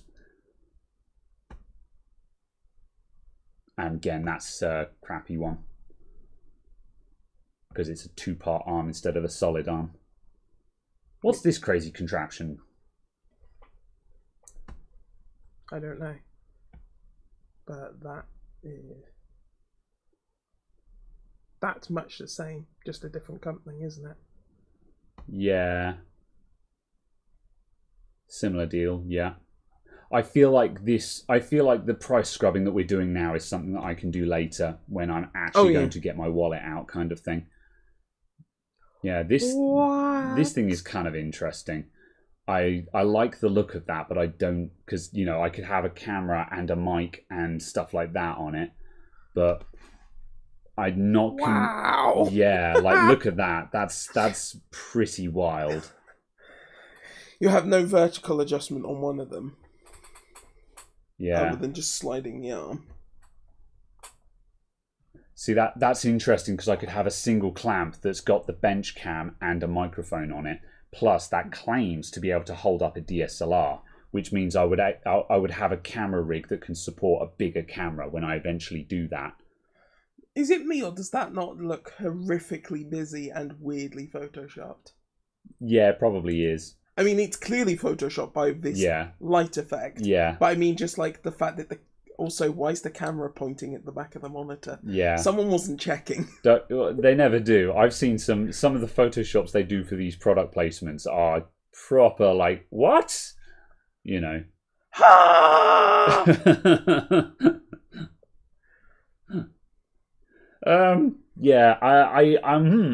I don't think I like that. Yeah, I kind of do as well. It's just a bit of a dice roll as to whether it's going to be suitable or not. But then on the other hand, even if I don't use it for everything, you could just take off the bits that you don't need. Is that just a stick? That is just a stick. Yeah. Okay. Yeah, I quite like that multi-arm affair. Well, keep that tab open. I'm going to look at that later, I think. That's mad. Yeah. Well, that's the thing. It's also... Oh, it's from the company I bought those lights from. All right. Are those lights any good? They are entirely as expected. They're boxes with a LiPo battery and LEDs in. Fair enough. They are precisely as described. Yeah. My only complaint with them is they do not have any method of fast charging over USB-C. They will only charge it 5 volts, 1 amp. Yeah. That's my only complaint. Give me a bigger picture. I'm clicking. Give me a bigger picture. I would just like it to do, 2 amp charging or something. Yeah. But yeah, other than that, no, it's absolutely fine. Yeah. Yeah, this crazy affair, that's quite interesting. I might buy that because if that's a standard hole there, you can then stick a nicer arm on it. Yeah, that I feel like even if I don't use everything that's on this thing, I can use some of it and I can jury rig. It's customizable. Yeah, which is what makes that interesting. So yeah. Yeah. Delightfully odd as well. Yes. All right, that's fair. I'm going to put that to one side, and I'm going to have a ponder on that, I think. Right click on image, open new. It won't let me. If I can, what's the control click do? Nothing. It is technically not an image. Yeah, and right click doesn't give me anything at all. I hate websites that do that. Oh well. You'd have to, like inspect for image. Inspect or image. Yeah. Very well. Okay. Well, that's that for now then. I think I found something interesting. So yeah. There is interesting options out there, but yes. I think part of the problem is knowing exactly what you're looking for. Yes. And kind of what the actual setup that you're trying to make something for is. Yes, and I have a suspicion I've gone into this thing because I'd forgotten about the whole discussion as to whether I would continue using the lapel mic or switch exclusively to the condenser. But on the flip side, I'm kind of feeling the condenser at the moment because certainly the past 2 videos I've edited with the condenser mic, I'm just like, it's nice to be on the condenser again. So, well, now I've fixed the background noise reduction anyway, because the background noise reduction was way too aggressive, and I've actually dialed that right back now, so it can hear background noises and stuff, which is much, much nicer. I just did all of that without actually... Yeah, it can hear me doing that. So... Can you hear me? Indeed. So it makes for a much more pleasant experience. It's less harsh. There's a bit of background sound, which is nice. So yeah. So yeah. Let's see. It would not put the camera and mic on one stand. Mic would pick up all the camera movements. Yeah, it might do. Yeah, that's a tricky one. Although that much being said, I don't move the camera. A lot of camera movements get cut in editing, so don't think that would be too bad. I don't think that would be too bad, but yeah. It just depends if it's the same mount that you use for doing this. Yeah. Because then obviously anytime you're doing something here and you're... Maybe. It would then pick that up, possibly. So yeah. Yeah. So that's possibly just a situation. I think I've got to try things. That's the thing. Absolutely. Yeah. Have to experiment. Yeah. By the same token, like I was, I've had an email from Andon Star, who make those AliExpress microscope. I was trying to demonstrate this is a microscope. You know, you looking, you know. Andon Star, who make microscopes, have sent me an email and they're just like, "Would you like to look at some of our microscopes?" I'm just like, actually, yes, I sure would. So take a loader. Yeah, so I may be able to check that out as well. So the mic picks up the vibration from the spring. Yeah, it will pick up a little bit, but this is stuff that can be filtered out, and also it's not egregious. So you know, as long as you don't have a proper scream every time things move, it's okay, I think. So yeah, I'll give it a try. Yeah. In other news, Logan Parker says, "Would have you ever built a small form factor system? Smallest you've ever seen is 3.3 liters, which is insane. r/SFFPC is good for it. Possibly. I've never gone super small. Have I got? I actually found it's in horrendous condition at the moment, but yeah, I found in the loft of the old shop." My old small form factor, which is a bookcase style rig. Oh wow! Yeah, I have not seen this. You've never seen this? You've probably seen pictures Did it of have it. the A10? No, this didn't have the A10. No, this originally had an Opteron in it, a Socket 939 Opteron. Where can I put that where it catches the light? I tell you what I'll do. Hold on a sec. Let me get the laptop out of the way. I was going to say. Oh, yeah, just use the desktop. Yeah. Let me just move this. This is in a state, so I apologize. It's literally come out the loft. It was not covered. However, it's got some interesting parts which I think are worth showing off while we're on the topic. Brio. Bam. It had feet. It did. So let me turn it around so the top is at the top. So there we go. That's the right way up now. So yeah, this was it. So this is Micro ATX. So it's not the smallest small form factor. Let me just get our face as well, just so we can actually look at the camera as well. Bam. Hello. Bam. Cam link. There we go. Bam. Yeah. So this is not the smallest small form factor. However, so this was low profile. So if we go to the back, there's the I/O shield. So and those are half height PCI cards, and it had a Flex ATX power supply in it. So yeah, this I custom painted all of this. This was all pearlescent blue, and when I originally did it, it's looking a bit nasty now. But you can see, can I catch that in the light so you can actually see the pearlescentness of it? But maybe if I go in super close and give you a close-up of that, hold up. And we come down to there. Because this looked really good when I did it. I mean, it was a rattle can job, but for a rattle can job, you can. There you go. You can just see. It might be getting lost, but you can see the fleck in the paint there. So it had that pearlescent blue on everything, and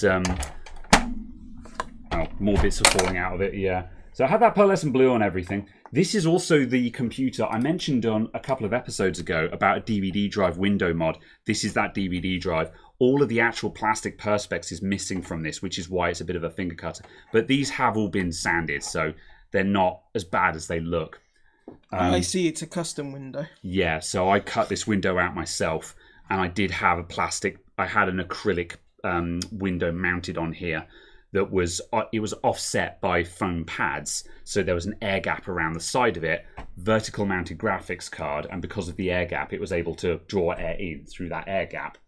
And the window, I meticulously sanded down all the edges, so it was all smooth to the touch and everything. And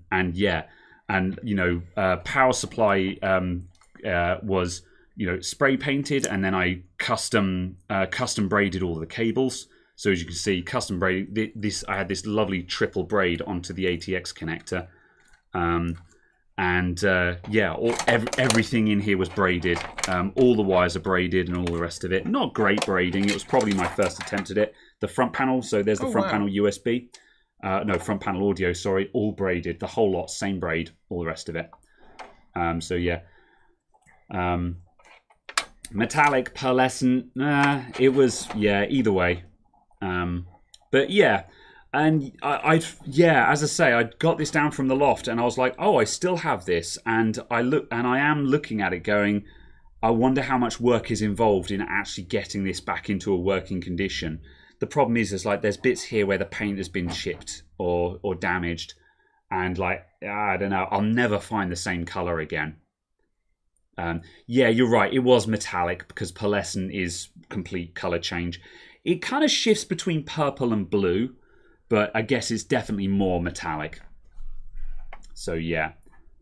Front. Front? Oh yeah, that's right. I thought that was a V, and I couldn't work out what VRO was going to be going into. Yeah. I was like, so that comes off, and then this frame tilts up, and that's where your hard drive goes. And that's the cable dump, and then we've got DVD drive there, and we've got this. Then this bracket is reversible, so it can either be 3.5 amounts, or you can turn it around for a second 5 1/4 bay. And so this was another place where you could put drives. So you could theoretically have 3 hard drives in this thing. It was kind of interesting. And these days you could have 3 hard drives in a M.2. Yeah, precisely that. And somewhere, there it is, there's the little kickstand that sits and lifts that up like so. So yeah, and that was it. And then it's, grand. There are all 4 feet here. I'm surprised that all 4 of the feet are still present. I thought one of those had been lost. We're missing some of the rear I.O., some of the rear things, but yeah. As I say, that's that. So yeah, I love that's that it, you really. just left the stickers on. Yeah, I don't know. Over the top of stickers. I don't know what possessed me not to remove those stickers. Maybe I thought I wasn't going to be able to get them off cleanly, so I just went over the whole lot. So, yeah. Well, I can tell you what your serial number was. Christopher David, thank you very much for the $20 super chat, man. Thanks for sharing the bill. Have a great vacation. Always terrific to see you. No live streams in August. I don't know. I want to do some live streams while I'm on holiday, but it's not certain. They may or may not happen, basically. Just watch this space, basically. I'm going to keep an open mind about it. There should be another, depending on circumstances, there should be another show next Saturday. So we will be here next week as well. So yeah. But yes, it's an FSP. Yes, I do believe it is an FSP. Because it came with the case. They're one of a few people who make Flex ATX for the common man. It's 350 watts, so it's just big enough to be able to build a gaming PC with it. But you have to count your watts, you know. And that was one of the reasons why I built SFF in this thing. But it was one of the builds that also made me go, I'm not doing SFF again, because I got sick and tired of counting watts. You know, every time I wanted to change the graphics card, I was like, I needed to find out exactly how much it pulled and count the watts, basically. Like the heckin' Apollo 11 counting amps, you know. Although these days it would be less of a concern. Yeah. Because obviously you can lock a modern Ryzen to like 45 watts and not lose that much performance. You can use like a, you know, like a 2060 or 2080 and... Look at this masterpiece of engineering. So, yeah. These days it's more viable, but yeah. This is a fan controller. So, Molex connector into dual 3-pin. I had no idea what this was controlling. However, Molex connector into dual 3-pin, and it's being switched via this double pole double throw. So we've got... oh no, it's single pole single throw. So basically that is switching the ground between the 0 volt and the 5 volt rail. So it switches the fans between 7 volts and 12 volts. Oh, God. So, yeah. Classic mod. Classic mod. The case, I think, is an Antec. I think Antec made this case. It's originally designed to be a system integrator case for office computers and stuff like that. I can't remember I can't remember it. Once upon a time, there was a build log for this. I did a build log. If the custom PCs forums are still up, the build log for this is probably there. I might go and track that down, especially if I actually want to try and resurrect this thing. Because it's Micro ATX, it would be really easy to modernize this thing. So, yeah. What's the deal with the exposed optical drive? The exposed optical drive works. Used to. Yeah. Should we find out? No. Oh. No? Not without blowing it out first. I'm curious. Let's see. That. Oof. Rattlecan job has scratched putting that in. This has also got the LED mod in it. There's the transistor for the LEDs switching. I want to power this thing up. I want to know if this thing works. Please blow it out first. Yeah, I'll go and give this a quick hit with the air compressor. It might work. We're going to find out. This thing was, yeah. Hang on a sec. This will do. How am I going to power this thing up? Oh, that's not strong enough. It's good enough. That'll do. That'll do. I want to find out if this works. I'm curious now because this was never very good, but it was very interesting. That's the thing about it. It was always bad, but it was interesting. Let's just pop that down there. Oh, you can move that to the floor if you want to sit down. Okay. Let's see. And I need. Oh, this is going to be tricky. Have I got a PC with a power supply hanging out the side of it is what I need? Oh, actually, no. Just a power supply is all we need, isn't it? Yeah, grab the Antec.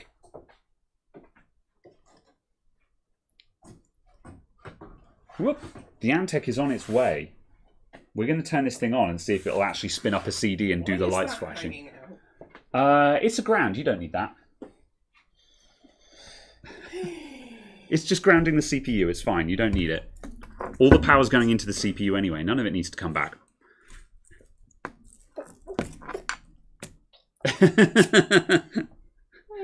You seem concerned. There's a kettle down there. And There's no kettle. A C13 or a C16 or a C whatever number it is. Where's my... I can never find it when I need it. You know the stupid jumper connectors? I found them all. And now I need one. I can't find it again. Okay, we're going to tweezer it. I found it, and now it's gone again. Where are your tweezers then? The tweezers are... I had all of those as well. Oh, they're here. We're fine. I apologise for the lack of drama in this video. Right, is that on at the back? No. Yeah, leave it off first. Put that in there. Right, here go. Let me position the camera.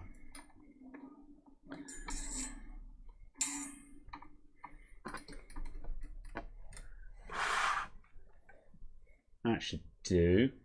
And focus. 1, 2, 3, 4. That looks good. All right, hit it.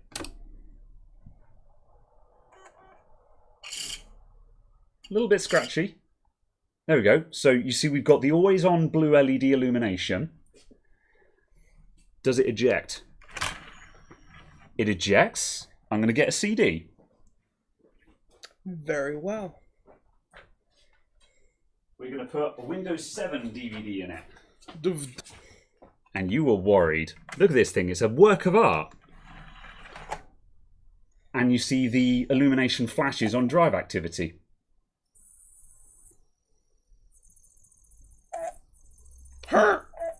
It's making DVD drive noises, but spun it up.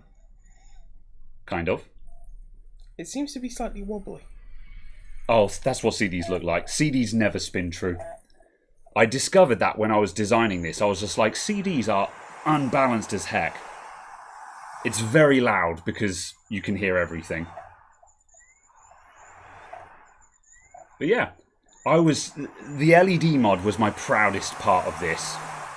Bloody hell, it's trying.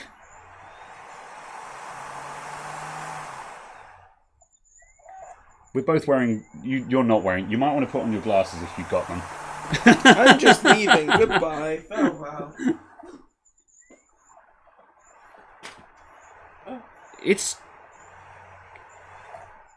I don't think it, yeah. I mean, it's spooling up the disc, but it cannot read that.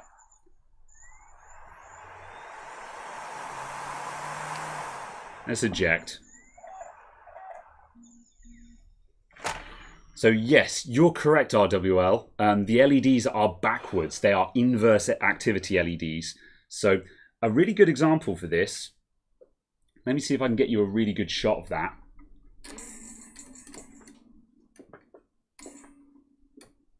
So the LEDs on the back are always on, so you've got blue illumination of the inside of the drive under normal circumstances. And when I close it, see the activity light on the front? When the activity light comes on, these lights switch off. So it flashes on activity, but when it's not doing anything, you just get blue illumination. So the way that works is, let's just pull the plug on that. Switch that off for a sec. How much work is it to open this up? Not very much, but yeah, there's not a huge amount to see. But no, actually, I'm curious. I want to see how good a job I did of this now, because I'm surprised that it still works at all. 1, 2, 3. Let's just pop off the back cover here, and I'll show you how it works. Might work connected to a Movo. It might. The way it was trying to spool up that DVD, it was clearly having difficulty with focusing on the disc. So there's something going on there, but yeah. Right, can I take this off without removing the front cover?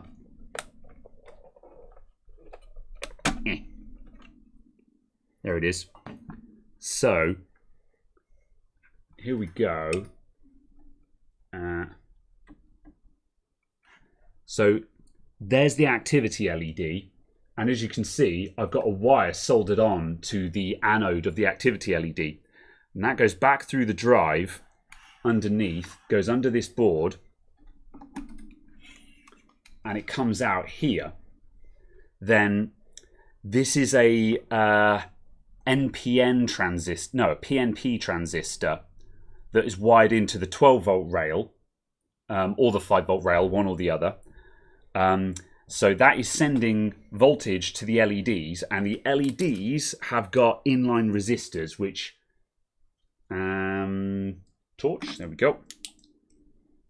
You can just see the LEDs back there. They've got inline resistors on them, and so that then brings the voltage down for the LEDs, and that signal wire goes to the gate of the transistor. So the LEDs are on, but when that signal line goes high, the LEDs go off. and thus you get an inverse activity light.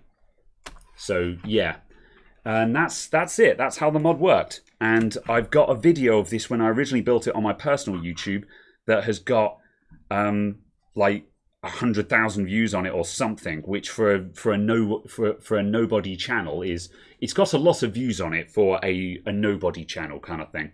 So yeah, kind of interesting. It's also been on YouTube for about 15 years, I think. So yeah, David, you're heading to work. Thanks a lot for coming along, dude. Much appreciated. So yeah, that's that. That's that drive. I wanted to do a lot of really funky mods with this PC when I was building it. Some of them happened and some of them didn't, basically. But yeah, this doesn't have the grunt to put those back in. I'm just going to get the YZH. Or I could use just a normal screwdriver.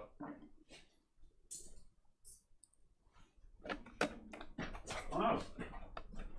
What did you do? The bit came out of it. Oh. Coming back with an empty screwdriver. So yeah, as I say, that was one of my greatest creations. Thanks. Oh, there it is.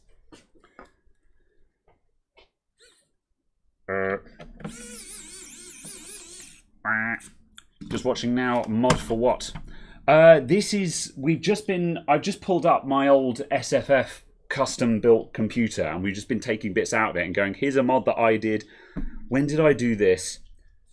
2000 and this must have been 2007, 2008, something like that, I think. So yeah, it's a shame because there's no labels on this thing. There's no way of knowing. I do know that I originally bought this drive from heckinscan.co.uk though, because it's got a scan warranty label on it. So yeah, that's kind of interesting. But yeah, that's that. So yeah, I was very happy with that, and as when I found this in the loft of the old shop when I was clearing out this week, I did look at it and I'm like, I'm just going to put it all back together again now. I am very tempted to resurrect this thing. I know I've said that about a lot of things, like, you know, my old Cooler Master and my, you know, the Pentium 1 rig and stuff like that, but this would be a very easy restoration. You know, this just needs some cleaning and some polishing and just to have some new hardware thrown in it, and it would work. And yeah, I think that drive will still work. I think it might be a bit squicky, but it probably works enough for show at the very least. So let's see. The mod video. Oh, people who want to see the mod video. I'll tell you what, hang on a sec. Let me just put this back in and I'll bring it up. I'm not going to link to it because that requires linking to my personal channel. And that's on a if you find it basis. However, I will pull it up. Actually, everyone's going to find it anyway. Whatever. Alright, let's put that down there. Clatter. Quite so. Right, let's switch back to that. I'm really happy that DVD drive worked as intended for the sake of the demonstration. You know, yeah, that was cool. Somewhat unexpected. Yeah. This is the thing. It's one of those things where once upon a time, I actually did some pretty rad mods. Once upon a time, I was actually building some pretty cool stuff. Considering I was like, you know, I was in my teens at the time. Ish, I think. I don't know how old I was back then. I was of an age. Yes. Congrats. I lived in an age. Let's see, YouTube. My channel. Let's find this. Let's find the original video for it. Videos. Actually, it's probably on the homepage under popular uploads. Stop playing the trailer. There it is. Popular uploads. Yeah, 100,000 views. 13 years ago. Okay, hang on a sec. Let me bring this up. And let's go. If you full screen it.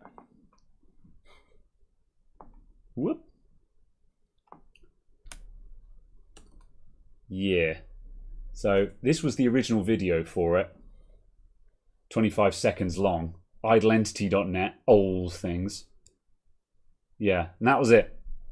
This was shot on a compact camera that was doing like 320 by 240 or something like that. Because this was the hype cameras. And you can actually see, that's the whole thing. So you can actually see the PC in the background here. There was the computer with the window on. And this was me testing the drive before fitting it. So yeah. But yes, there we go. We make you feel old? Yeah. No, I can understand that. We are not the youngest of chaps. But yes.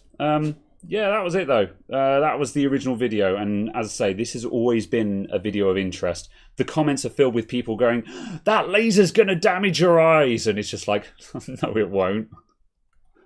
No, it won't at all.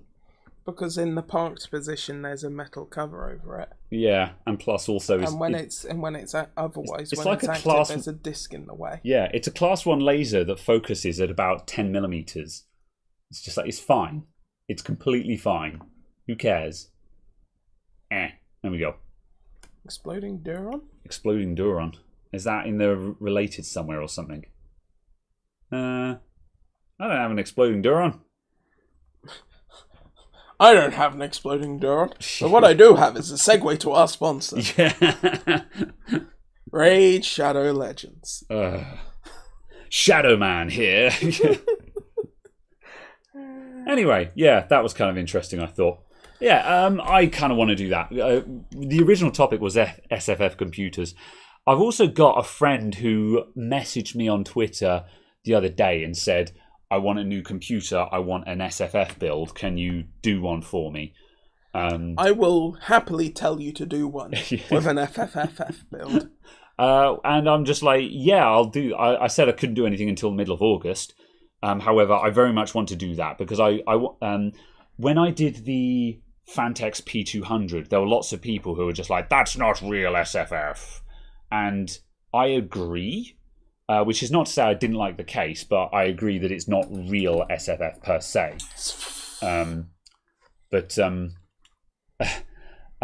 So yeah. However, I would like to do a real small form factor, and I've done some low profile small form factor in the past. But again, I don't like it just because you've got to compromise and you've got to check everything. And I guess that's what some people like. They like the challenge of it and the fact you end up with a computer the size of a cereal box. But I don't see the usefulness in it myself. But, some people are just like, well, look, that's what I like. I'm like, you know what? Power to you. Absolutely. Yeah. Power to you. You're wrong, but... Well, that's the thing. It's just like, it doesn't matter to me if I like, if someone wants a small form factor computer, I'm like, I don't like those, but it's not my computer, so what do I care? If you want a small form factor, I'll build you a small form factor, I'll just charge you extra. Yeah, I guess, yeah. It's going to take me 3 times as long to build. Possibly. Maybe. I think modern ones won't be so bad. Not going to be any worse than John's one in the NZXT that we did a couple of weeks ago. Where he then undid everything and redid it. I'm not sure. I swear. Probably. I need to ask him and just say, just out of interest, did you redo it? I require photographic evidence of whether you redid it or not. Yeah. Have I ever considered recreating the Canwall jump? No. That is a legend, and I will not recreate that. I mean, you have the perfect opening. I do, actually. You're right. But however, instead, you need to do it with 3090 boxes. That's actually a really funny idea. I was about to say I don't have the kind of friends who will sit and drink that many energy drinks again in order to make the wall of cans. However, doing it with specifically 3090 boxes. You need to, yeah, sure. You just go to graphics card companies and ask them for sponsorship, saying, "Hey, can I have boxes? Can I have 3090 boxes? Yeah, specifically the cardboard box. I have a project I wish to complete, which requires your product in it." Zoe says, I want to make an SFF PC just for the lounge, for light gaming, controller, and Netflix and whatnot. Yeah, that's a reasonable use for it. A HT PC, they used to be called. Home theatre PC. Bitfenix one is called the Prodigy. I don't like the Bitfenix cases, especially not the Prodigy. They're really space inefficient. They've got all the disadvantages of the P200, except you can't even really fit an AIO and stuff like that in them. I don't know. I don't get on with Bitfenix at all. Bitfenix. So, yeah. Again, though, cases are very subjective. It's what you want. So, yeah. Bitfenix.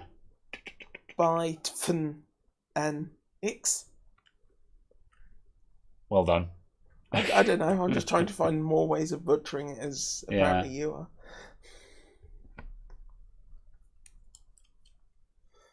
Always thought it was Hybrid Tower. Yeah, no, Home Theatre PC was the original reason. First live stream you caught. Yeah, welcome in 26. Unfortunately, I think you find us near the end of the stream because we're not going to be running late today because this is a bit more of a chatty stream this week because I just didn't have anything lined up. But yeah, we're doing all right, thanks. Yeah, glad that the heat has abated for a short amount of time. So yes, we've just been looking at old stuff and that kind of thing. So yeah, it's all orange, which scores points with you. Fair enough. The Prodigy is good for coming in some cool colours. It is actually available in a range of colours. Oh yeah, not just different accent colours. It comes in blue as well, I think. Yeah. It's blue, not black, white. It's a good idea. I just don't like it. It's just not my cup of tea. If it is your cup of tea though, then it's grand. It's just not my cup of tea. Grand. Grand. Yeah. So yeah, that's the thing. Just multicolored PCs and stuff. Yeah. It's just the problem with making stuff in different colors is obviously it's another SKU for every color you make, and there's going to be the popular ones and the not popular ones. So I can see why people don't do it, but absolutely. Yeah. No, entirely so. Yeah. I guess it kind of only really makes sense on the cheaper cases. Because I guess your cost of manufacture is obviously lower by the fact you're looking at making a cheaper case. So having more options is less of an issue. Yeah. Because also it's a case of someone's more likely to go, oh, only the blue one is available and I wanted the black. I guess the blue's okay. Yeah. You're more likely to do that with a £25 case. You're not going to do that with a £250 case. This is true. I feel like RGB has largely negated the need for colour options in a lot of modern cases, because if you build your case with RGB fans in it, then you just make it black or white and your RGB is your accent colour. Yeah, and that can be whatever you want. Which is one of the things I like about RGB, is that it means you can have your main colour or your wash light colour to be whatever you want. So, yeah. Oh dear. And Windows 10 activating with Windows 7. Yeah. I was doing that for a while. I just find that Windows 7 is just such a ball ache to install these days that I stopped doing that. But it's still interesting. I wonder what the last generation of hardware is that they said they officially support Windows 7. Isn't it Ryzen 1st gen? Ryzen 1st gen, as far as I know, will officially support it, and I thought 7... Ryzen never fully supported 7. I can't remember. I thought that one of the motherboard manufacturers said that I know the first gen boards officially supported it, and then something like 7th gen Intel. Yeah, Skylake onwards with Intel is where it started getting squicky. Yeah. For Skylake onwards, so 6th gen onwards, you have to have either a specialist, a modified installer, or you have to, if you're installing from a CD, you have to you have to install, unless you have a modified installer that has slipstreamed USB drivers on it, you must install from an internally connected DVD drive. A SATA connected drive. Yeah. And when you install, you will have no USB support at all. So you need to make sure that you have... I think you get USB 2, but you have really bad driver support. So you will then need to make sure... So what I had was I had the Windows 7 CD, and then I had another CD that had my Windows 7 activator plus network and USB drivers for the Intel chipsets. So I would then then swap the CD out to the upgrade kit, and that would have the drivers, the activator, and the Windows 10 media creation tool on it, which would then mean I could then launch into the Windows 10 upgrade. And then once you hit Windows 10, obviously Windows 10 would just be like, and all your drivers are installed. Yeah. So that was my old strategy for pirating Windows 10. But it became such a hassle that I was like, I can't be bothered to do this anymore. Absolutely. And it's easier to find old Windows 7 keys, or as Logan said, just buy Windows 10 keys off of eBay or Amazon for pocket change. Yeah. It's just easier. You know, it's less than 10 quid. And I guess if you're trying to scrape together pounds for PCs you're flipping, then you can go through the extra effort. Yeah. But if you're building a computer for someone, just throw an extra tenner into the budget for a Windows key off eBay. Yeah, basically. And you're done. So yeah, you have Windows 7 with your 2700X. Fair enough. Yeah. AMD had a support tool. Interesting. Yeah. Interesting. And snatching Windows 8 keys from old PC BIOS boards.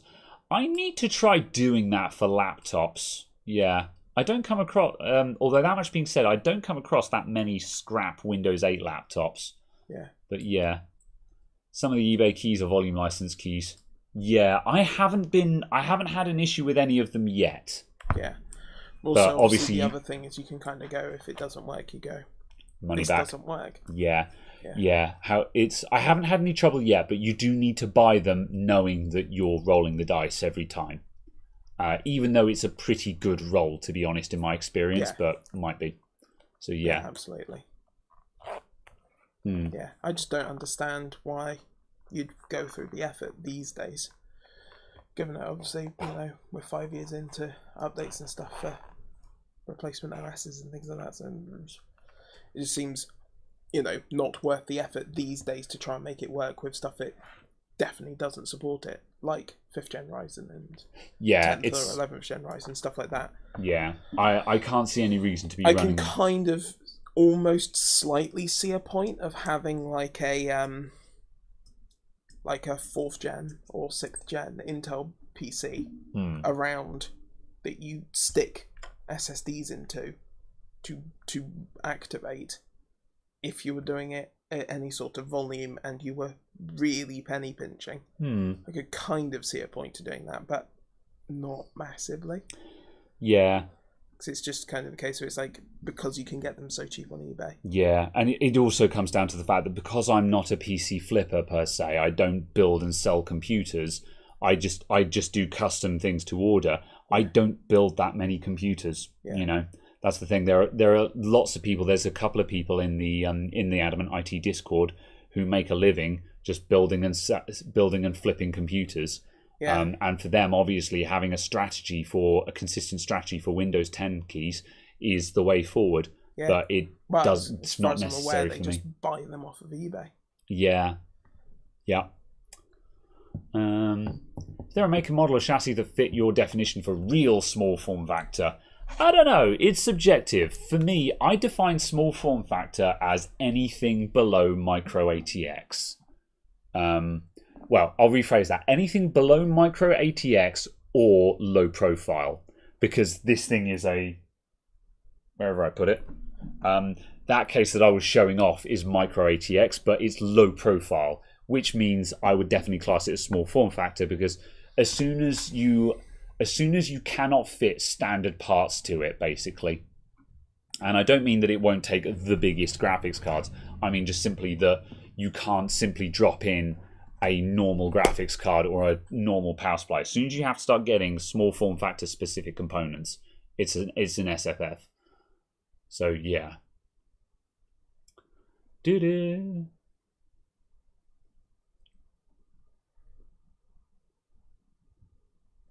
Yeah, I think that's us. Yes. Yeah, I think we're at a stopping point. We're past 2 hours 20 minutes, and I was aiming for 2 hours today. So yeah. Yeah. I think that's up. I think we're kind of clearing up today. So yeah, that's fair enough. Cool. Yeah. Right. Well, thanks for coming along. Fabulous. Yes. Thanks for coming along, everyone. Today was a little bit of a subdued, talky show, just because, as I said, I didn't have anything set up. because we've been busy. We will be back next week, and hopefully I'm going to try and make sure we've got some stuff to do next week as well, because people definitely seem to have been enjoying the more practical shows where we're building something or we're messing around with something. So yeah, we'll be working on that. I'll try and get something lined up. But yeah, I missed a super chat. Oh, I did. I saw it and I forgot it. Demny, if you're still there, where are you? You can just click on the. Okay. Yeah, Demny, if you're still there, thank you for the $20 super chat. If you haven't decided to buy that stand, here's a little push. Thank you very much. Yeah, we're going to buy that stand. I'm not going to do it now on the stream, but I am going to purchase that, and I'll let you know how that goes. So yeah, much appreciated. Thank you very much. So, yeah, that's it. Not at all, Bad Egg. Thank you for the reminder. Enjoyed this chat style. Yeah, I think we're going to be doing a bit of a balance of it, so we'll do things here and there. Anyway. Thanks for tuning in, everyone, and yeah, enjoy your weekends as well. Stay cool and all that. We will be back next week, all going to plan. Something will have had to have gone wrong for us not to be here next week, but we'll get there. Anyway, thank you, everyone, and yeah, see you next week. Links in the description down below for the Discord, the Patreon, and Twitter, and all the rest of it. Join the conversation, continue the conversation on the Discord. One day you'll remember. Yeah, maybe. One day. Maybe if you put it on a post-it note just under the monitor or something. I say at the end of every video. You guys know what you're in for. I'm going. Goodbye. Goodbye. End stream. Bam.